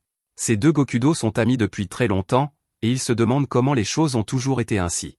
Ils étaient au collège avec Omega lorsqu'Hiroki les a recrutés pour créer un gang de motards. Après cela, Hiroki était toujours là pour les sauver, et il leur a donné un rêve. Les garçons l'idolâtraient, et il leur avait promis de réaliser tous leurs rêves. Sigma explique qu'une technique perfectionnée devient une compétence Gokudo, et il fait la démonstration de la sienne sur une voiture de police à proximité. Sa compétence Gokudo s'appelle Police Trash, déchet de police, et son attaque réduit le véhicule en morceaux. Les Gokudo sont impressionnés et qualifient l'attaque de Sigma d'œuvre d'art. Sigma révèle alors qu'il a perfectionné cette compétence en détruisant 100 voitures de police. Il déclare qu'il va se battre en duel avec Seko et lui dit de se préparer à son attaque au sabre de style Bzuko. Seko se présente à son tour et dit au Gokudo de s'en prendre à lui. Sigma examine le carambolage provoqué par le ninja et remarque quelque chose. Seko ne porte pas de sabre, mais les voitures semblent toutes avoir été découpées en morceaux par une lame tranchante comme un rasoir. Sigma en conclut que cela a été fait par une main semblable à une épée, et son instinct de maître épéiste lui dit que Seko est un épéiste de haut niveau, tout comme lui. S'il laisse Seko s'approcher, sa vie ne durera pas longtemps, mais Sigma n'a pas peur. Il se moque de tout cela et charge. Sigma décide qu'il devra simplement abattre Seko avec sa lame avant même que la main de Seko ne s'approche de lui. Malheureusement, cela ne se passe pas comme prévu, car Seko utilise sa lame des ténèbres appelée lame glaciale. Sigma est horrifié lorsqu'il se retrouve gelé et son corps coupé en deux. Seko explique que cette technique secrète a été transmise depuis plusieurs générations et qu'elle permet à son utilisateur de transformer ses cheveux en lames. Cela explique les coupures, mais cette capacité a un autre aspect terrifiant. De multiples mèches de cheveux fouettent l'air à une vitesse divine, créant des courants d'air complexes qui provoquent une chute rapide de la température. De ce fait, ces mèches de cheveux deviennent des lames glaciales qui coupent et gèlent tout sur leur passage. Seko a remporté le combat en quelques secondes et se demande comment va son frère. Yaji affronte Alpha, et les deux se présentent officiellement. Leur combat commence instantanément, et Alpha surprend Yaji en esquivant sa première attaque. Alpha riposte avec son pouvoir Gokudo appelé Budapest Smash, et il est ravi d'avoir porté le premier coup. Cependant, sa joie est de courte durée, car il ressent une sorte de douleur et il est choqué de voir qu'il s'est écrasé la main sur le visage de Yaji. Yaji le félicite pour son coup de poing impressionnant et lui explique ce qui vient de se passer. Il commence par décrire en détail un phénomène physiologique commun à tous les êtres humains. Il s'agit de l'électricité piezo, qui décrit comment les os peuvent générer de l'électricité lorsqu'une force leur est appliquée. Les os de Yaji sont des dizaines de milliers de fois plus denses que ceux d'une personne ordinaire, donc lorsqu'il applique sa lame des ténèbres à ses os, cela leur confère des pouvoirs incroyables. La lame des ténèbres de Yaji s'appelle l'homme électrique immortel, et il l'utilise pour éliminer tous les Gokudo. Alpha déclare qu'il n'en a pas encore fini, et nous voyons que Sigma non plus, d'une manière ou d'une autre, ils détestaient tous deux leur vie d'adulte et étaient malheureux. Ils se sentent pathétiques maintenant par rapport à ce qu'ils étaient quand ils étaient jeunes, et ils sont comme des zombies à présent. C'est Hiroki qui les a sauvés une fois de plus, alors pour lui, ils ne cesseront pas de se battre. Ils jurent d'éliminer les ninjas afin de pouvoir rouler à nouveau, et refusent de laisser leur rêve mourir. Ils chargent nos héros, mais leur vie prend rapidement fin. Leur dernière pensée concerne la façon dont ils ont pu vivre leur rêve une dernière fois, puis ils s'éteignent. Ils quittent ce monde avec le sourire aux lèvres, remerciant joyeusement Karoki pour ce qu'il a fait. Ailleurs, une foule s'est rassemblée, émerveillée par la personne qui combat le mystérieux homme en noir. La personne qui les émerveille est Omega, car ils le reconnaissent comme la grande star américaine du baseball. La technique Gokudo d'Omega s'appelle Golden Whirlwind, qui consiste à utiliser sa batte de baseball pour générer une énorme attaque de vent. Omega utilise également la batte pour des attaques directes, et il est impressionné par la vitesse de Zanzo. Zanzo est toutefois absolument terrifiant, car il a retiré un morceau du coupon de l'enfer de la bouche d'Omega. Il a déchiré le visage d'Omega pour récupérer le coupon, et Omega ne s'en est rendu compte qu'à ce moment-là. Zanzo n'est pas impressionné par le coupon, car il souligne qu'il ne peut rivaliser avec le pouvoir d'un ninja. Les ninjas s'entraînent au-delà des limites humaines, et un petit coupon ne remplacera jamais leur travail acharné. Omega s'amuse beaucoup en expliquant que cela fait longtemps qu'il n'avait pas eu l'occasion de frapper une balle digne de ce nom. Zanzo révèle qu'il est en fait un fan de baseball et qu'il a même regardé tous les matchs d'Omega. Le record de home run d'Omega est à la hauteur de celui des grands noms du baseball américain, ce qui amène Zanzo à conclure qu'Omega fait preuve d'un dévouement farouche et d'un amour incroyable pour le baseball. Bien sûr, cela amène Zanzo à se demander pourquoi il a abandonné toute cette gloire pour se livrer à des crimes violents. Omega explique que l'âge d'or de son gang était tout simplement trop brillant pour qu'il puisse l'ignorer. Pendant qu'il parle, Zanzo prend un uniforme de baseball sur le cadavre d'un fan d'Omega et l'enfile. Omega ajoute alors que rien ne peut égaler la sensation qu'il éprouve lorsqu'il roule à toute vitesse sur l'autoroute et détruit tout ce qui se trouve sur son chemin. C'est exaltant, et Omega en redemande sans cesse. Zanzo ne le croit pas et se demande si Omega dira toujours cela après qu'il lui ait montré quelque chose.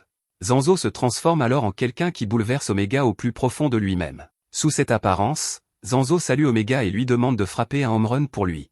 Un flashback montre Omega en train de pleurer à l'hôpital après le décès de cet enfant. Son ami a essayé de le consoler et lui a expliqué que le baseball ne pouvait pas guérir les maladies. Son ami a dit à Omega qu'il devait grandir, mais Omega a déclaré que le baseball était ce qui le maintenait en vie. Il était un délinquant invétéré pendant son adolescence, et il a dit que le baseball lui avait donné une nouvelle façon de vivre. Il voulait croire que le baseball pouvait tout résoudre, mais la réalité a fini par le rattraper.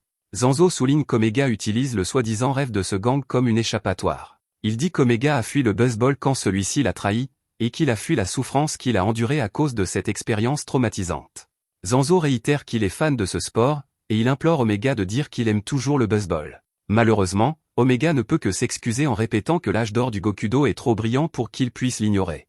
Il est clair qu'Omega est lié à ses souvenirs, alors Zanzo n'a d'autre choix que d'utiliser le pouvoir du roi du baseball. Alors qu'il se transforme, Zanzo déclare qu'il va restaurer l'amour d'Omega pour le baseball, puis mettre fin à sa vie.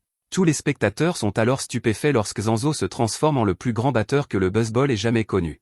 Personne n'est plus choqué qu'Omega, car voir cet homme déclenche un souvenir. Omega était perdu dans la vie et se demandait si quelque chose pourrait un jour l'enthousiasmer autant que faire partie du gang de Hiroki.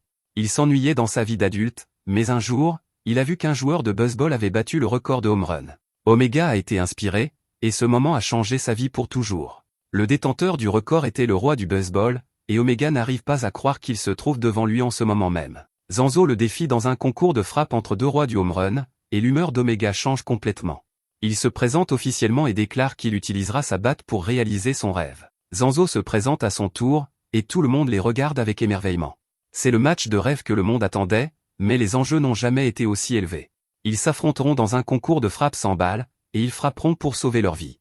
Le match commence, et les deux joueurs provoquent une énorme explosion lorsque leurs battes s'entrechoquent. La force qu'ils génèrent est immense, et même le Premier ministre est projeté en l'air. Omega est impressionné après avoir vu comment le roi de la batte manie sa batte, car le coup lui a fait vibrer les os. Zanzo dit à Omega qu'il doit travailler le contrôle de sa batte, et lui montre comment faire. Leurs battes s'entrechoquent plusieurs fois encore, et Omega est complètement incrédule face à son idole. Le moment est incroyablement dramatique, et il se demande si une telle chose peut même arriver dans sa vie ennuyeuse. Omega remercie Hiroki de l'avoir conduit à ce moment, et Zanzo fait tomber la batte des mains d'Omega. Zanzo se demande ce qu'Omega pense du baseball après avoir affronté son idole, et Omega sourit. Il dit qu'il adore ça, mais cela arrive juste avant que Zanzo ne lui arrache la tête. C'est un home run incroyable pour Zanzo, et la dernière pensée d'Omega, alors que sa tête vole dans les airs, et que sa vie a été incroyable. Le combat est terminé, mais le Premier ministre a quelque chose à dire. Il a entendu parler des ninjas qui combattent le mal dans le monde sans l'aide du gouvernement ou de la police. Il veut travailler avec eux, mais Zanzo explique que les ninjas n'obéissent à personne et qu'ils suivent leur propre sens de la justice. Il dit que le gouvernement n'a pas sa place dans cette bataille, et il s'en va. De retour auprès de Shin, il dit à certains blessés de se mettre en sécurité. Shin voit une photo de personnes se tenant la main, ce qui lui fait penser à Shiki. Shiki pense également à lui et jure de détruire tous les Gokudo qui se mettront en travers de son chemin. Cependant, elle veut éliminer Kiwami plus que quiconque. Shiki ne peut qu'espérer accomplir cette tâche avant que Shine n'apprenne la vérité sur son seul ami. Ailleurs, Hiroki s'amuse car ce carnage est un rêve devenu réalité. Il ne veut jamais se réveiller de ce rêve, mais il est surpris lorsqu'il aperçoit l'ombre de la faucheuse. Cette ombre est projetée par Shin, qui attaque immédiatement Hiroki. Hiroki se prépare à se défendre, mais Shin sort son pilote à la place. Hiroki tire quand même avec son arme, et ses balles traversent les yeux de la tête de son pilote. Shine comprend que Hiroki est le meneur de ce carnage, alors il exige de savoir quel âge il a. Hiroki révèle qu'il a 39 ans, ce qui rend Shine encore plus perplexe. Il fait remarquer que Hiroki est un adulte et se demande pourquoi il fait quelque chose que seul un délinquant ferait. Hiroki répond simplement qu'un enfant ne peut pas comprendre ce que ressent un adulte, et il commence à provoquer Shine. Il se demande si tous les ninjas sont capables de créer du feu, et Shine devient furieux car il comprend ce que cet homme essaie de dire. Hiroki ajoute alors qu'il n'a mentionné le feu que parce qu'il a tiré dans la tête d'un ninja qui était capable de contrôler le feu. Cette remarque met Shine hors de lui, et il se présente immédiatement. Il remercie ce sale Gokudo, car Hiroki vient de lui donner une raison supplémentaire de mettre fin à ses jours. À ce moment-là, Hiroki tire 2 coups de feu, mais il manque leur cible, et Shine se demande s'il a raté son coup exprès. Hiroki se présente alors et déclare qu'il va apprendre à Shine à quel point il est difficile d'être adulte. Hiroki tire à nouveau en utilisant son pouvoir Gokudo, ce qui choque Shine au plus haut point. Ce pouvoir s'appelle Pistol Disco et lui permet de faire ricocher les balles sur des débris et de les faire danser dans les airs. Les balles ricochent partout et Shine doit se déplacer à grande vitesse pour éviter d'être touché. Hiroki ne fait que rendre les choses plus difficiles en tirant davantage, et Shine ne sait pas combien de temps il pourra encore les esquiver. Finalement, Hiroki n'a plus de balles, mais il révèle qu'il a plein d'autres armes avec plus de balles. Il explique ensuite pourquoi il aime tant l'autoroute Tato. L'autoroute a une structure très simple pour réduire le bruit, ce qui facilite l'accumulation de débris. À l'époque, Hiroki utilisait tout le temps cette technique contre tous ses ennemis, alors il dit à Shine qu'il est temps de passer à la vitesse supérieure. Hiroki tire plus de balles qu'il ne l'a jamais fait auparavant et dit à Shine de danser pour lui. Chaque balle qu'il tire crée davantage de débris, et chaque débris finit par devenir un autre élément sur lequel ces balles peuvent rebondir. Finalement, il y a trop de balles pour que Shine puisse les esquiver, et il finit par être touché à la jambe. Hiroki annonce que le combat est terminé et explique que c'est cela, être adulte. Être confronté à des difficultés insurmontables qui vous épuisent et vous brisent le cœur encore et encore. Ce sentiment terrible, c'est cela, être adulte. À ce moment-là, Shine se souvient d'une conversation qu'il a eue avec Shiki sur ce qu'elle ferait si elle était confrontée à des difficultés insurmontables. La réponse de Shiki était simple, elle a dit qu'elle abandonnerait tout simplement. Hiroki se tient désormais devant lui et lui dit qu'il voit bien que Shine pense jouer un rôle principal dans la vie. Hiroki tire une balle dans la tête de Shine en déclarant qu'il ne joue pas le rôle principal, mais qu'il n'est qu'un personnage secondaire.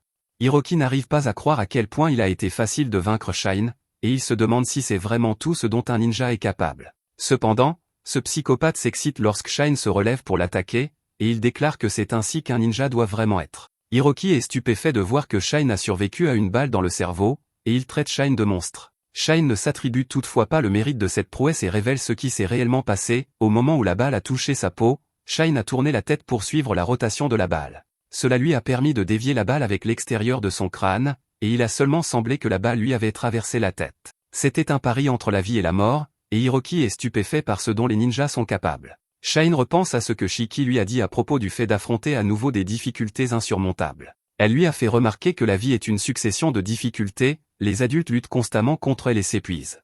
Les adultes au cœur brisé sont assez courants, c'est pourquoi elle a simplement abandonné. Elle a choisi d'arrêter de lutter contre les difficultés et de simplement les laisser la submerger. Au lieu d'espérer le meilleur, elle se contentait du deuxième meilleur. Vivre dans le présent est devenu une priorité, tout comme faire de petits pas vers l'avenir. Sa devise était que la vie consiste à se résigner et à essayer d'éviter d'avoir le cœur brisé, c'était son secret pour rester forte et vivre pleinement sa vie. Shine comprend qu'il y avait quelque chose auquel Hiroki ne voulait pas renoncer, et qu'au final, cela lui a brisé le cœur. Il suppose que la douleur devait être si forte qu'Hiroki s'est mis à tout détruire, et Shine ne veut pas connaître cela. Shine déclare qu'il est encore un enfant et qu'il ne veut pas devenir un adulte comme Hiroki. Hiroki en a assez d'écouter son discours, alors il tire plusieurs coups de feu. Il fait remarquer que les jambes de Shine sont désormais inutiles, et que sa vie touchera bientôt à sa fin. Hiroki se prépare à utiliser à nouveau son pouvoir Gokudo, mais Shine l'interrompt. Il déclare qu'Hiroki ne peut pas prendre la vie des gens quand bon lui semble, et il commence à créer ses propres débris. Ses frappes rapides envoient des débris partout, mais Hiroki dit qu'il ne pourra jamais causer de dégâts de cette manière. Il est cependant choqué lorsque Shine révèle qu'il n'utilise pas les débris comme une attaque de projectile, il a en fait cela pour pouvoir voler autour de leur champ de bataille sans avoir à utiliser ses jambes. Hiroki est impressionné par le fait que Shine ricoche sur les décombres, et il crie au ninja, incrédule. Shine se déplace à une vitesse surhumaine et aucune des balles de Hiroki ne parvient à l'atteindre. À ce moment-là, Shine avoue qu'il n'aurait pas pu apprendre cette petite astuce uniquement grâce à son talent. Il révèle qu'il a observé l'attaque de Hiroki plus tôt et qu'il l'a simplement copiée. Shine dispose désormais d'un sérieux avantage grâce à sa vitesse et il l'utilise pour réduire l'écart. Il combine cela avec sa lame des ténèbres, appelée Falling Strike, et coupe le bras de Hiroki. Shine est déçu car il visait le coup de Hiroki, et il se rend compte qu'il doit encore s'adapter à cette nouvelle attaque. Hiroki est extrêmement agacé par le ninja, mais Shine crée encore plus de débris. Il se déplace encore plus vite cette fois-ci, et la frustration de Hiroki atteint son paroxysme. Il repense à tout ce qu'il a fait pour en arriver là et se demande à quoi tout cela a servi. Il a donné 30 000 voitures à Kiwami, rassemblé 50 000 de ses hommes, ils ont embrasé l'autoroute Tato, et Hiroki lui-même a envoyé ses amis les plus proches combattre le ninja. Hiroki a fait tant de choses terribles, et maintenant il se demande à quoi tout cela a servi. Ces questions le conduisent à une vision de son bracelet, et Hiroki entend une fille qui l'appelle « Papa » et lui dit qu'elle l'aime. Il s'avère que lorsqu'Hiroki a quitté la vie de motard et est devenu adulte, il a d'abord pensé que ce n'était pas si mal. Hiroki a toujours été le genre de personne que les gens aimaient, et il leur rendait leur gentillesse, il était apprécié et il répondait en nature, donc tout allait toujours bien. Finalement, il s'est marié et sa fille, Anna, est née. C'était la première fois que Hiroki se souciait autant de quelqu'un, et il voulait tout donner à Anna. Malheureusement, ce que Anna voulait le plus, c'était que ses parents restent ensemble pour toujours. Au final, Hiroki n'a pas pu lui offrir cela, car sa femme était malheureuse. Ils ont divorcé et son ex-femme s'est remariée avec le chef de la mafia pour lequel Hiroki travaillait. Hiroki pensait qu'au moins Anna serait heureuse, car le chef de la mafia pourrait lui offrir tout ce qu'elle désirait. Il a conservé sa santé mentale en se convainquant que voir Anna lors de leur visite mensuelle lui suffisait. Malheureusement, les choses n'ont fait qu'empirer lorsque leur bureau a été pris d'assaut par les ninjas. Au milieu du chaos, une balle perdue tirée par l'un de leurs propres hommes a mis fin à la vie d'Anna. Elle portait toujours le bracelet assorti à celui de Hiroki, et tout son monde s'est effondré. Hiroki détestait toutes les personnes impliquées d'une manière ou d'une autre, les ninjas, son patron, et même son ex-femme qui lui avait enlevé Anna. Mais plus que tout cela, Hiroki se détestait lui-même de ne pas avoir su grandir. Après cet événement, Hiroki était complètement perdu et il aurait voulu pouvoir revenir à l'époque où sa vie était remplie d'espoir et de rêves. C'est dans ce moment sombre que Hiroki rencontra Kiwami. Kiwami apprit la terrible épreuve qu'il avait traversée et en rendit les ninjas responsables, il recruta Hiroki au sein du Gokudo et déclara qu'ils élimineraient les ninjas ensemble. Hiroki revient à la réalité, et Shine se prépare à mettre fin à ses jours. Shine s'arrête cependant immédiatement lorsqu'Hiroki pointe son arme sur lui-même. Il explique que c'est sa façon de brandir le drapeau blanc, Hiroki a décidé de se rendre car Shine est tout simplement trop fort et qu'il n'a aucune chance de gagner. Hiroki avoue qu'il aime le regard de Shine, car ses yeux sont encore pleins de vie, il les compare aux siens, qui sont ternes, pitoyables et épuisés par la vie d'adulte. Hiroki admet que Shine avait raison, car il n'est qu'un loser écrasé par les difficultés de la vie d'adulte. Le rêve de son gang n'était qu'une échappatoire à ce qu'il ne pouvait supporter, marcher sur les autres et causer des problèmes était la seule chose qui les rendait heureux, car ils étaient des cœurs solitaires que la société ne pouvait jamais comprendre. Hiroki dit maintenant à Shine de reculer afin qu'il puisse assister à la mort pathétique d'un pathétique perdant. Hiroki s'excuse auprès d'Anna, car sa vie va maintenant prendre fin et il n'ira pas au paradis. Mais ce type est toujours un psychopathe, car il prévoit toujours de se venger.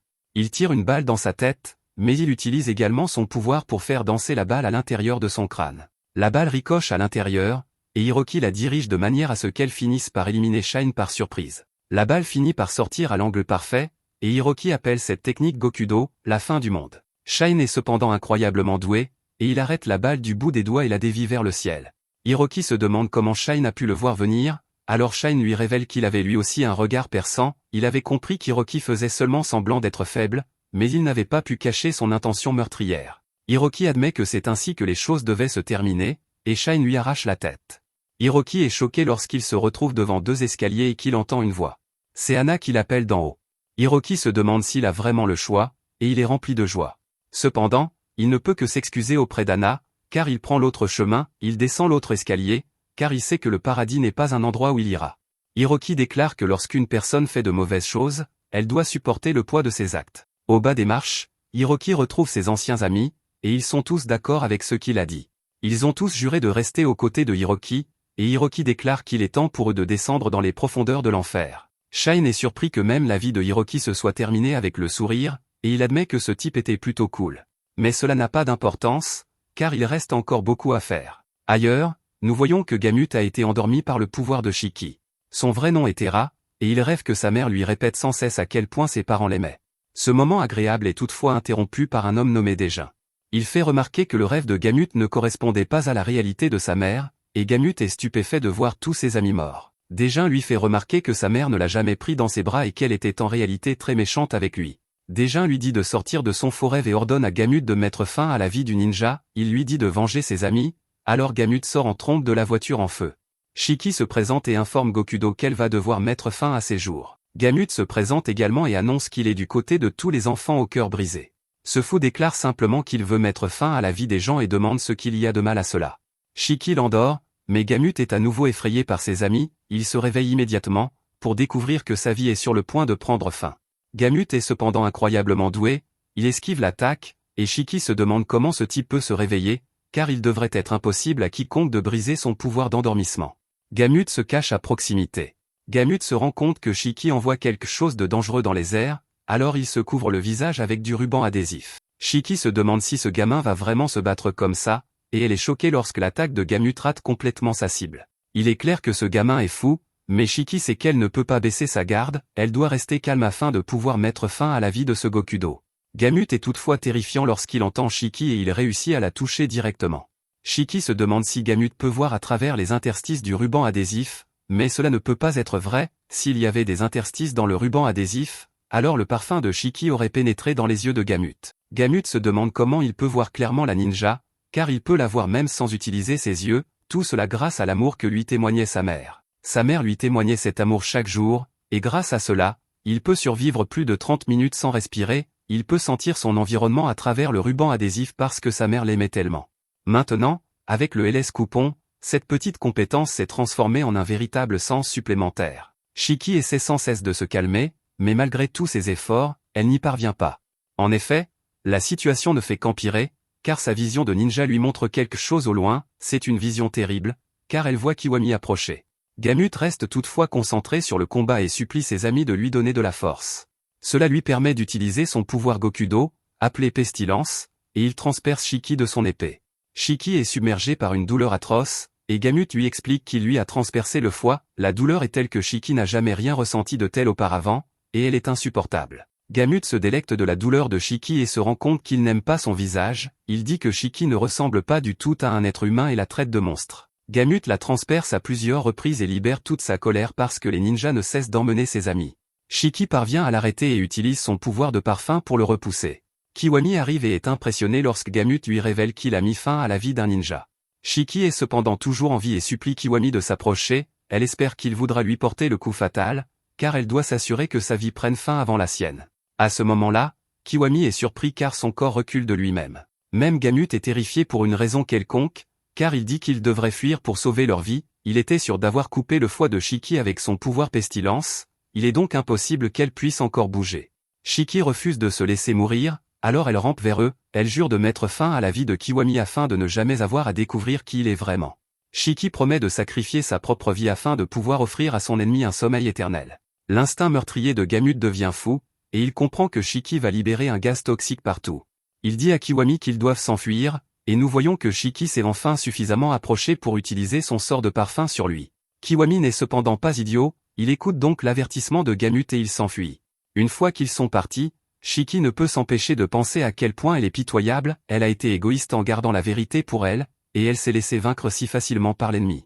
Au final, elle a laissé s'échapper la personne qu'elle devait éliminer à tout prix, ce qui confirme à quel point elle a été stupide dans sa vie, ses parents ont perdu la vie dans une querelle entre deux groupes Gokudo, et elle est devenue ninja pour sauver d'autres personnes comme elle a ingéré une substance toxique qui a défiguré son visage, mais elle a fini par comprendre qu'il ne servait à rien de s'appesantir sur le passé. Elle s'est toujours dit que la vie était une question de résignation, ce qui l'a aidé à aller de l'avant. Finalement, elle a rencontré Shine, et il a été le premier à lui dire qu'elle était jolie, elle s'est promis de ne jamais dire à haute voix ce que cela lui faisait ressentir, mais elle était au moins heureuse de pouvoir le ressentir en secret. Quand son esprit revient au présent, elle se rend compte qu'elle est entre les mains de Shine. Shine est bien sûr inquiet pour elle, mais elle aimerait qu'il ne regarde pas son visage laid et sale. Shine a toujours détesté la façon dont elle se percevait, alors il lui dit qu'elle a toujours été belle, et elle n'a jamais cessé d'aller de l'avant, quoi qu'il arrive, et il l'a toujours admirée. Shine lui révèle qu'il l'aime et qu'il aime la façon dont elle a vécu sa vie. Shiki est complètement prise au dépourvu par ces merveilleuses paroles, c'est la fin de sa vie pleine de résignation, mais elle est dans un bonheur total. Si mourir signifie qu'elle peut être aussi heureuse, Shiki dit qu'elle le ferait volontiers encore et encore. Shiki est heureuse d'être dans les bras de Shine, et sa vie se termine avec un sourire sur son visage. Shine pleure un instant, mais il devient rapidement furieux. Il remarque que la lame que Shiki tenait est recouverte de rubans adhésifs, et comprend que Gamut est responsable. À proximité, Kiwami fait ses adieux à Hiroki. Il compare son ancien camarade à un personnage nommé Yankira de l'anime Princesse. Yankira était admiré par les Shindras du monde entier. Il a été vaincu par le héros, mais son charisme écrasant et son amour pour ses camarades étaient quelque chose que Kiwami admirait. Kiwami promet de ne jamais oublier Hiroki et fume une dernière cigarette avec lui. Gamut déclare que c'est maintenant à leur tour de combattre les ninjas, et Kiwami ne peut que se demander ce que ce gamin fou a prévu. Un peu plus tard, Shine dîne avec Kiwami. Shine ne peut s'empêcher de remarquer à quel point cet endroit est chic, alors Kiwami lui explique qu'il célèbre l'aboutissement d'un projet important pour un ami. Cet ami a mené à bien un grand projet, mais malheureusement, il n'a pas pu se joindre à eux pour le dîner. Comme on ne peut rien y faire, Kiwami propose qu'ils discutent à cœur joie de l'anime Flash Princess. La série en est actuellement à l'arc Yankira, et Yankira est un ennemi puissant. Yankira a été vaincu par le personnage principal, et maintenant, un homme nommé Nemrin affronte le chef ennemi nommé Gakimira. Nemrin s'est transformé en humain pour affronter Gakimira, mais la lame de l'ennemi l'a abattu. Cette conversation met Shine très en colère, car elle lui rappelle ce qui est arrivé à Shiki. Kiwami sent que quelque chose ne va pas, alors Shine lui dit que penser à Gakimira l'irrite. Gakimira est un enfant de la folie, né de la magie de l'ennemi. La folie de Gakimira a non seulement affecté les héros de l'anime, mais aussi son créateur. Ailleurs, Gamut parle à sa mère. Il lui explique avec enthousiasme qu'il a choisi sa prochaine cible et qu'il a même décidé comment il allait mettre fin à leur vie. Gamut a besoin de conseils pour mener à bien son plan, et il est ravi lorsque sa mère l'aide. Gamut révèle alors que sa nouvelle cible est en fait Kiwami, et qu'il prévoit de mettre fin à sa vie ainsi qu'à celle des ninjas. Il révèle cela avec enthousiasme à sa mère, mais nous voyons qu'elle n'est qu'un cadavre. Il s'avère que Kiwami a abandonné la mère de Gamut, alors Gamut jure de faire souffrir Kiwami jusqu'à la fin. Dans la cachette des ninjas, Seko révèle les résultats de l'autopsie de Shiki. La cause de sa mort est une défaillance organique due à un coup de couteau précis.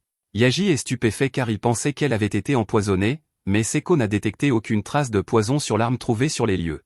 L'une de ses blessures a simplement atteint son foie, provoquant sa défaillance. Cela signifie que le pouvoir de l'attaquer utilise une maladie mortelle plutôt qu'un poison, un pouvoir qui n'a été révélé que parce que Shiki a réussi à voler l'arme de l'attaquer. Shiki a risqué sa vie pour laisser aux ninjas des informations sur l'ennemi.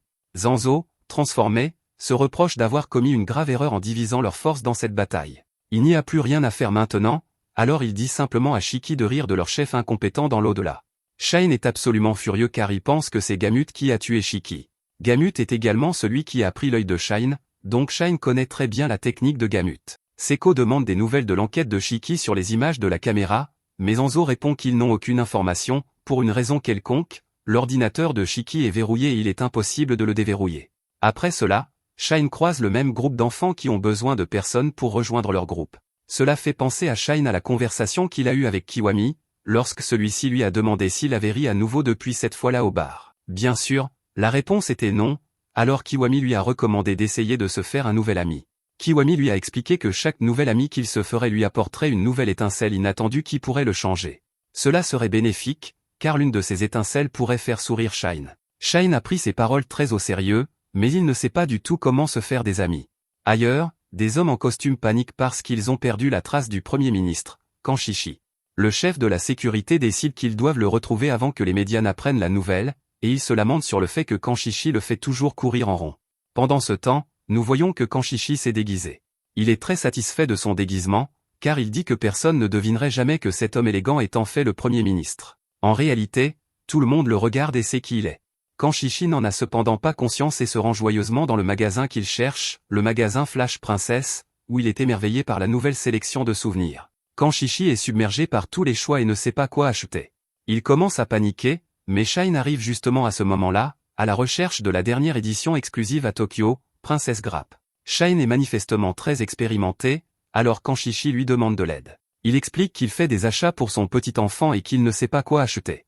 Shine accepte de l'aider, alors Kanshichi lui explique qu'il recherche le personnage bleu, qui est également le président du conseil des élèves. Malheureusement, cela ne lui donne pas beaucoup d'informations, car de nombreux personnages de la série correspondent à cette description.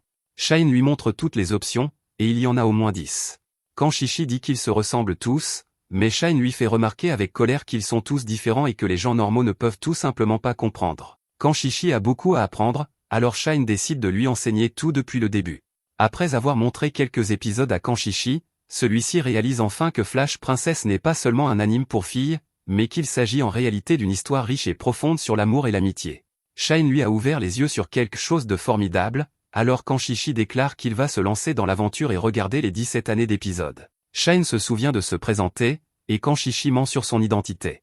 Il dit qu'il s'appelle Shinazuki, mais que Shine peut l'appeler Shine. Kanshichi est très content de lui-même d'avoir trouvé un faux nom aussi rapidement, mais il est choqué par le visage impassible de Shine. Kanshichi s'excuse d'avoir fait perdre son temps à Shine en lui apprenant des choses à un vieil homme comme lui, et il est certain que cela a dû être ennuyeux pour lui.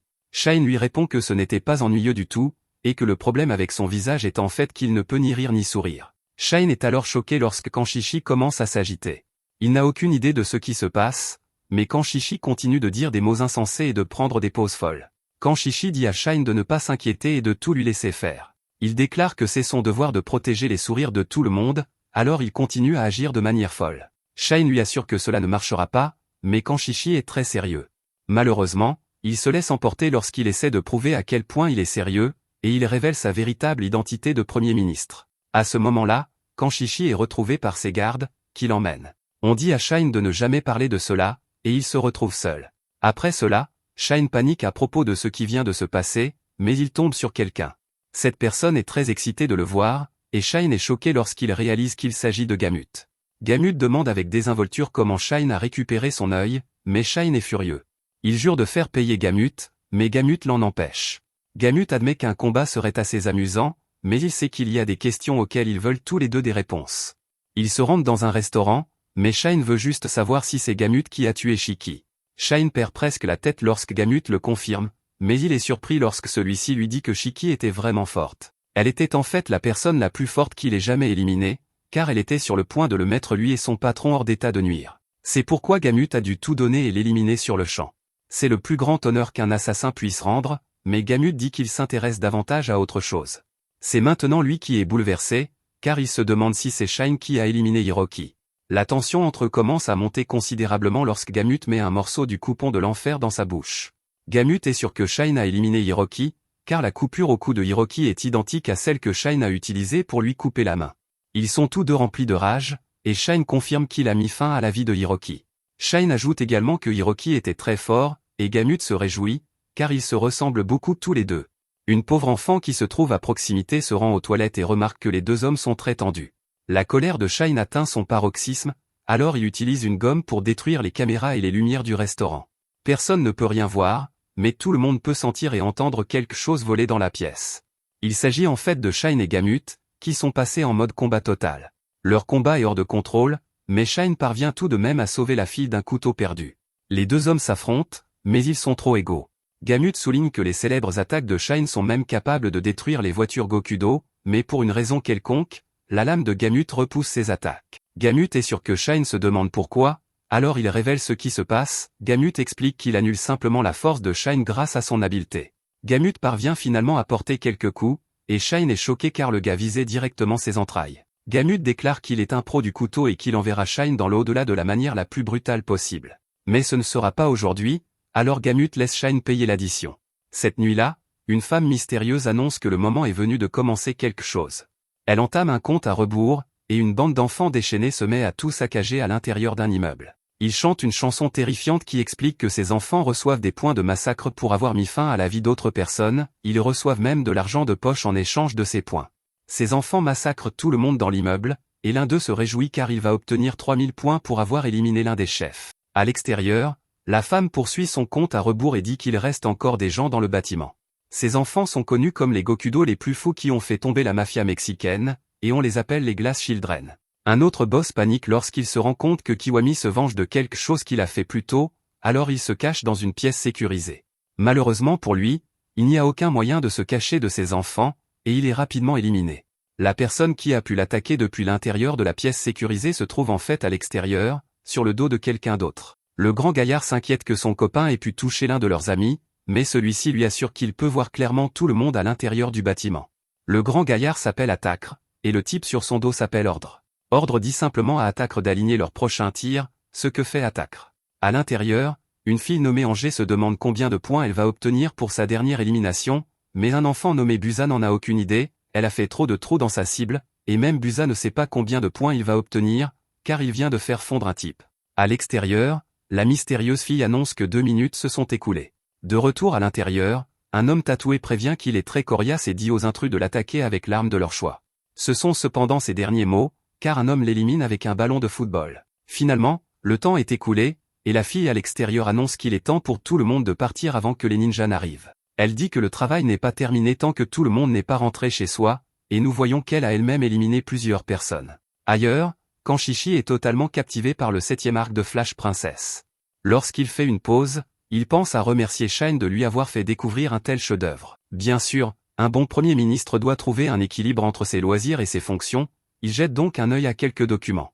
Un dossier en particulier attire son attention, car il porte le nom de Shine. Ailleurs dans la ville, Gamut ne peut s'empêcher de sentir que quelque chose ne va pas. Il prévoit déjà d'éliminer Kiwami et Shine, mais il manque la pièce qui les relie.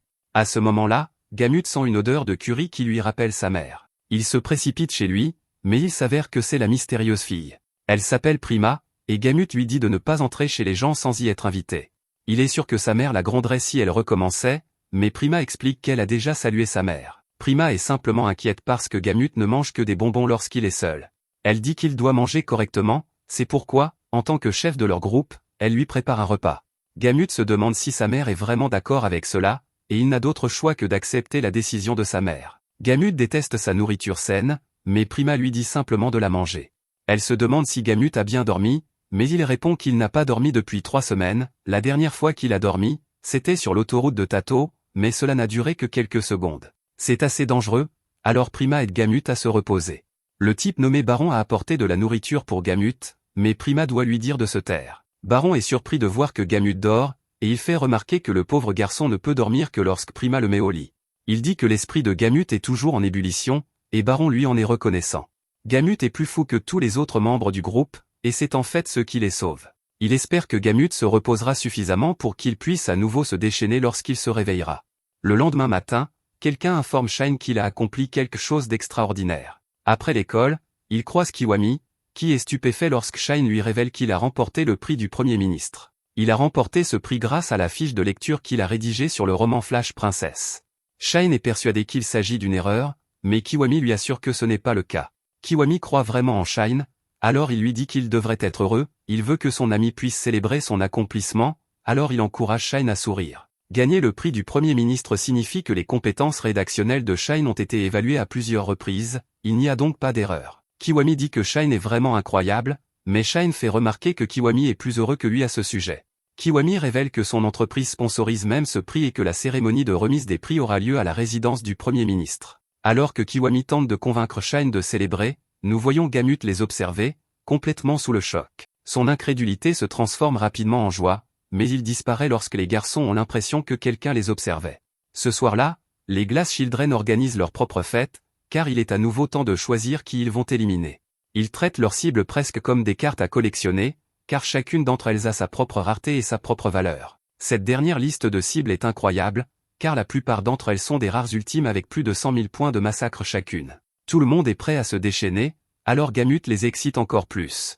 Il souligne que tous les membres de leur groupe ont eu le cœur brisé dès leur plus jeune âge, par leur famille, leur école et le monde entier, encore et encore. Il est impossible de vivre ainsi, et la seule façon pour eux de survivre est de prendre la vie des autres. C'est ce qu'ils feront également ce soir, mais il informe tout le monde que les ninjas vont probablement se montrer. Gamut dit à tout le monde de ne pas s'inquiéter, car il promet de venger leurs amis. Tout le monde applaudit alors qu'il jure d'éliminer tous les ninjas. Il leur dit de ne pas s'inquiéter même si leur vie prend fin, car leurs âmes continueront à vivre en lui. Il n'y a rien d'autre à dire, alors il annonce qu'il est temps de commencer le jeu amusant qui consiste à prendre la vie des gens. Dans la cachette des ninjas, Seko prépare Shine pour la cérémonie de remise des prix. C'est un événement très spécial, mais Hanzo fait remarquer que les autres ninjas s'enthousiasment beaucoup trop à ce sujet. Il dit que ce n'est qu'un concours d'écriture pour enfants, mais Yaji voit bien que Zanzo est heureux pour Shine au fond de lui. Yaji révèle que Zanzo encourageait Shine la veille au soir alors qu'il était complètement ivre, mais Zanzo le fait taire. Zanzo met toutefois Shine en garde, lui faisant remarquer qu'il va se rendre dans un lieu très fréquenté. Shine en est déjà bien conscient et promet de ne pas compromettre sa couverture. Ailleurs, Kiwami se demande pourquoi Gamut ne répond pas au téléphone. Il ne s'est pas présenté aux réunions de Gokudo ces derniers temps, alors Kiwami se demande ce que le gamin mijote cette fois-ci. Il n'y a cependant pas de temps à perdre, et nous voyons que tout le monde se rend à la cérémonie de remise des prix. Chez lui, Kanshichi remercie Shine de lui avoir fait découvrir la série animée Princesse. Sans lui, Kanshichi n'aurait jamais su qui était le personnage préféré de son petit-fils. Le secrétaire Roka craint que Kanshichi ait fait preuve de favoritisme en choisissant Shine comme récipiendaire de sa récompense, mais Kanshichi nie cette accusation. Il affirme que l'écriture de Shine était vraiment exceptionnelle et qu'il n'a pas pu s'arrêter de lire sa fiche de lecture. Cependant, une chose dérange Kanshichi, Shine ne sait ni sourire ni rire. Il dit que Shine a une gentillesse sincère qui attire les autres vers lui, mais qu'il ne sait toujours pas sourire. Lors de la cérémonie d'aujourd'hui, Shine se tiendra sur la scène la plus prestigieuse du Japon et recevra la plus grande distinction du pays, le prix du Premier ministre. Kanshichi espère simplement que cela apportera tellement de joie à Shine qu'il pourra enfin sourire. Ailleurs dans le bâtiment, Kiwami remarque que plusieurs policiers procèdent à des fouilles et que des chiens policiers recherchent tout objet dangereux. C'est logique, car le Premier ministre est présent, et Kiwami doit se rappeler qu'il est là pour célébrer Shine, il n'a aucune affaire Gokudo à régler ici, il n'a donc pas besoin d'armes ni de coupons. Kiwami prend un moment pour se détendre, mais nous voyons que les enfants dangereux s'approchent. Peu après, Shin reçoit son prix et Kanshichi le félicite. Kanshichi montre à Shin que tout le monde l'acclame, alors il l'encourage à être fier et joyeux, il espère que ce moment glorieux l'aidera enfin à sourire, alors Shin prend un moment pour profiter de l'instant. Shin ressent quelque chose qu'il n'a jamais ressenti auparavant alors qu'il commence à sourire, mais son moment est interrompu par Gamut. Gamut ordonne à son groupe de mettre fin à la vie de tout le monde, et les enfants de verre commencent leur massacre. L'un d'eux vise le Premier ministre, mais un autre membre fait remarquer qu'ils ne peuvent pas faire cela, il existe une règle qui interdit d'éliminer les personnalités importantes, mais un autre enfant de verre fait remarquer que Gamut vient de lever cette interdiction. Cela signifie qu'ils peuvent se déchaîner, et la fille recommence à viser Kanshichi. Shin se précipite pour protéger le Premier ministre, mais Roka fait de même. Roka se sacrifie pour protéger Kanshichi, qui ne peut que crier vers lui. Les enfants continuent de se déchaîner et comptent leurs points pour chaque élimination. La foule tente de se précipiter hors du bâtiment, mais elle ne rencontre que d'autres enfants terrifiants. À ce moment-là, Gamut apparaît à la télévision, et Shin est furieux de le voir. Gamut se présente et présente les enfants de verre à tout le monde, et même Kiwami est choqué de voir ce que fait Gamut. Gamut révèle alors qu'ils vont jouer à un jeu, ce sera tous les enfants de verre contre tout le monde dans la salle. Malheureusement, Gamut révèle que tous les autres occupants du bâtiment ont perdu la vie pendant la cérémonie de remise des prix. Quant au jeu, Gamut explique que les règles sont simples, les participants doivent trouver la bombe à retardement cachée quelque part dans le bâtiment.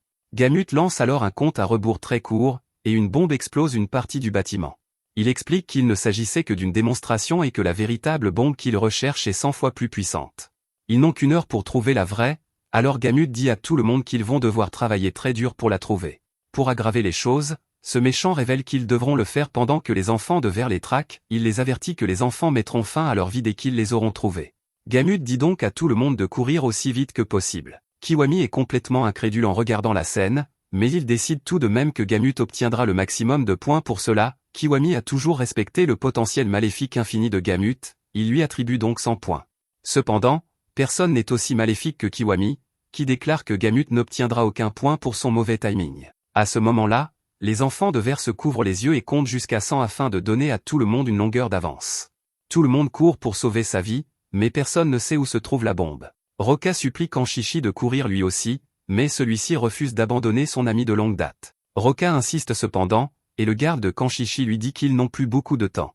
La salle commence à se vider, mais Shin est complètement paralysé, cette journée devait être agréable, mais il ne peut désormais que regarder l'ami de Kanshichi mourir. Roka dit que Kanshichi doit vivre à tout prix, et il se souvient à quel point Kanshichi s'est toujours engagé à faire sourire les autres. Un regard sur le passé révèle une époque où Kanshichi et Roka étaient tous deux de jeunes hommes, ils n'étaient encore qu'au collège, mais Kanshichi avait toujours eu le grand rêve de protéger le peuple de la nation. Les Gokudo gagnaient en puissance, mais Kanshichi était déterminé à protéger le sourire de chacun.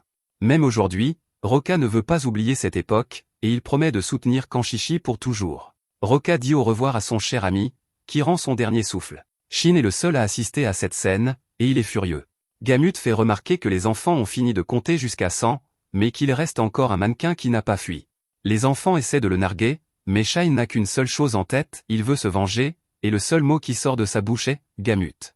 Les enfants se lancent à son attaque, mais Shin déclare que s'il touche à l'un de ses amis, il leur rendra l'appareil 100 fois plus fort. Cela ne fait qu'attiser la colère de Gamut, qui dit aux autres enfants de se déchaîner. Des gardes se font attaquer, mais ils sont surpris lorsque quelque chose les arrête. C'est Shin, qui réfléchit à ce qu'il doit faire. D'abord, il doit sauver les civils dans le bâtiment, ensuite, il devra désamorcer la bombe à retardement cachée quelque part, après cela, il se vengera en éliminant Gamut. Certains enfants dans le hall décident de se débarrasser de Shin, mais ils n'ont aucune idée de qui il est. Shin déclare que la dernière chose qu'il doit faire est de mettre fin à la vie de toutes ces personnes qui ont du ruban adhésif sur le visage. À proximité, le gouverneur est acculé par les enfants, mais ceux-ci sont éliminés par Seko et Yaji. Le gouverneur est reconnaissant, mais Seko lui dit simplement de s'enfuir. Ailleurs, l'enfant de verre nommé Idole se demande ce qui se passe. Les autres n'arrivent pas à croire qu'elle n'ait pas prêté attention à Gamut, alors il lui explique qu'ils essaient d'éliminer autant de personnes que possible, ils n'ont cependant qu'une heure, car la bombe au 4e étage va bientôt exploser.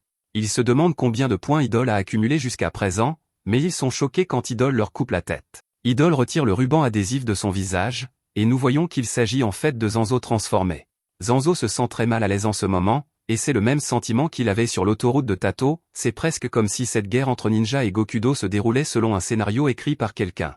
Le narrateur de l'émission félicite Zanzo d'avoir compris cela, Mais il explique que la roue du destin ne peut être arrêtée, le premier tournant de toute cette histoire aura lieu dans la résidence du Premier ministre. Cela signifie que le destin finira par pousser les deux hommes à aller de l'avant.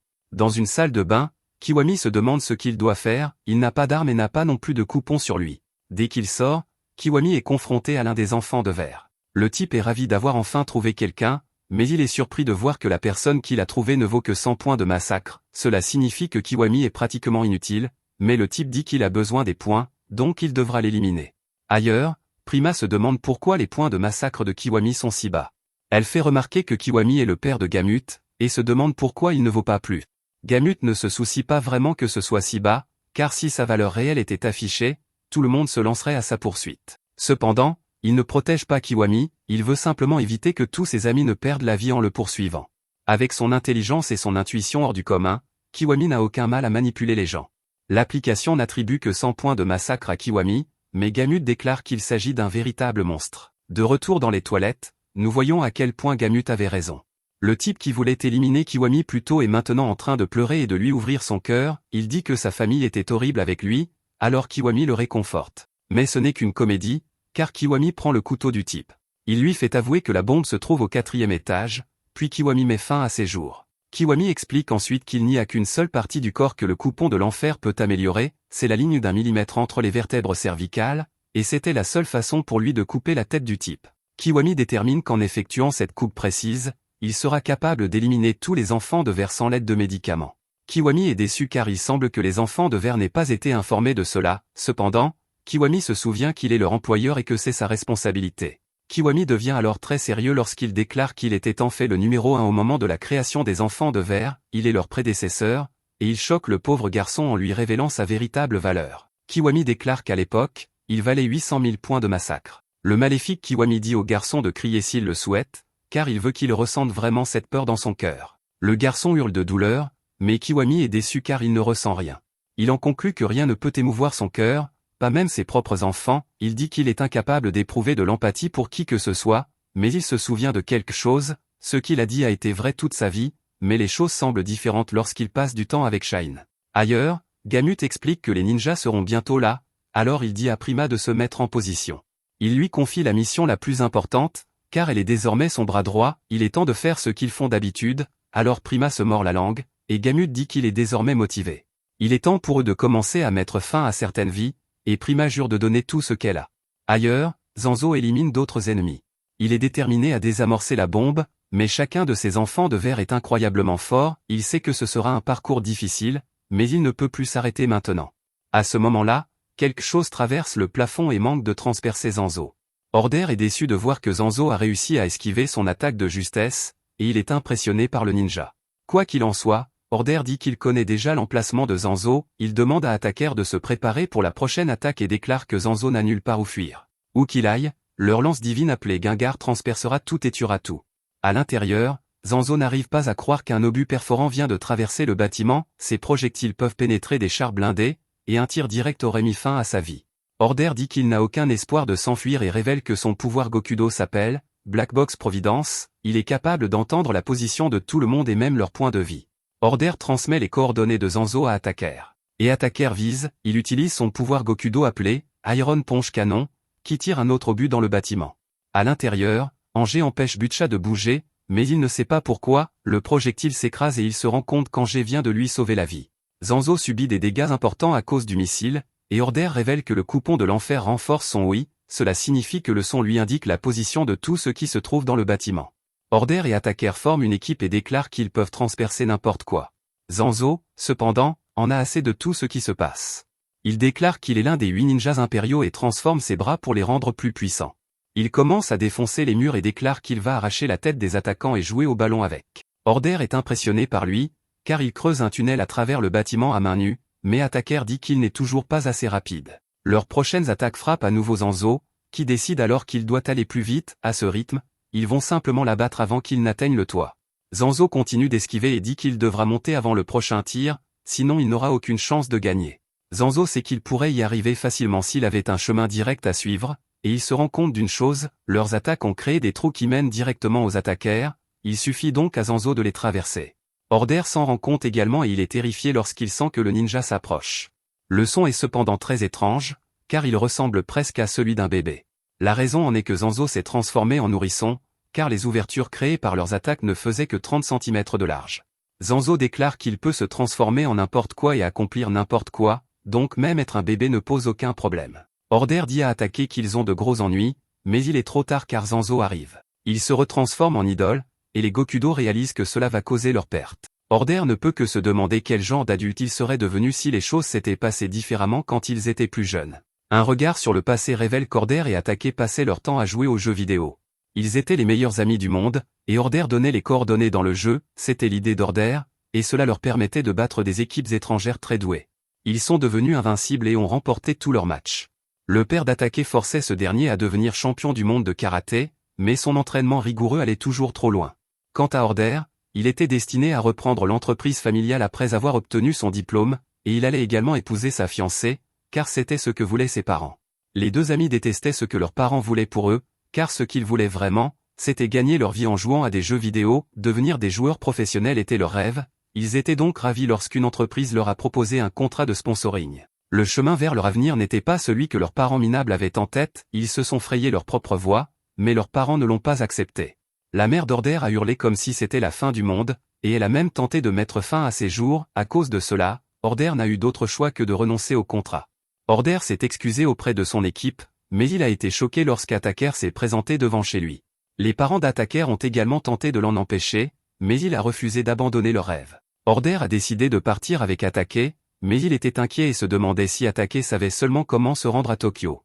Attaquer ne le savait pas, mais il a promis de pédaler de toutes ses forces pour les emmener où ils devaient aller, il a ensuite dit à Order de chercher l'itinéraire sur son téléphone.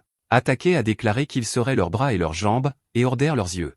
Plus déterminé que jamais, Order proclama qu'ils deviendraient des joueurs professionnels quoi qu'il arrive. Malheureusement, ils furent immédiatement percutés par un camion.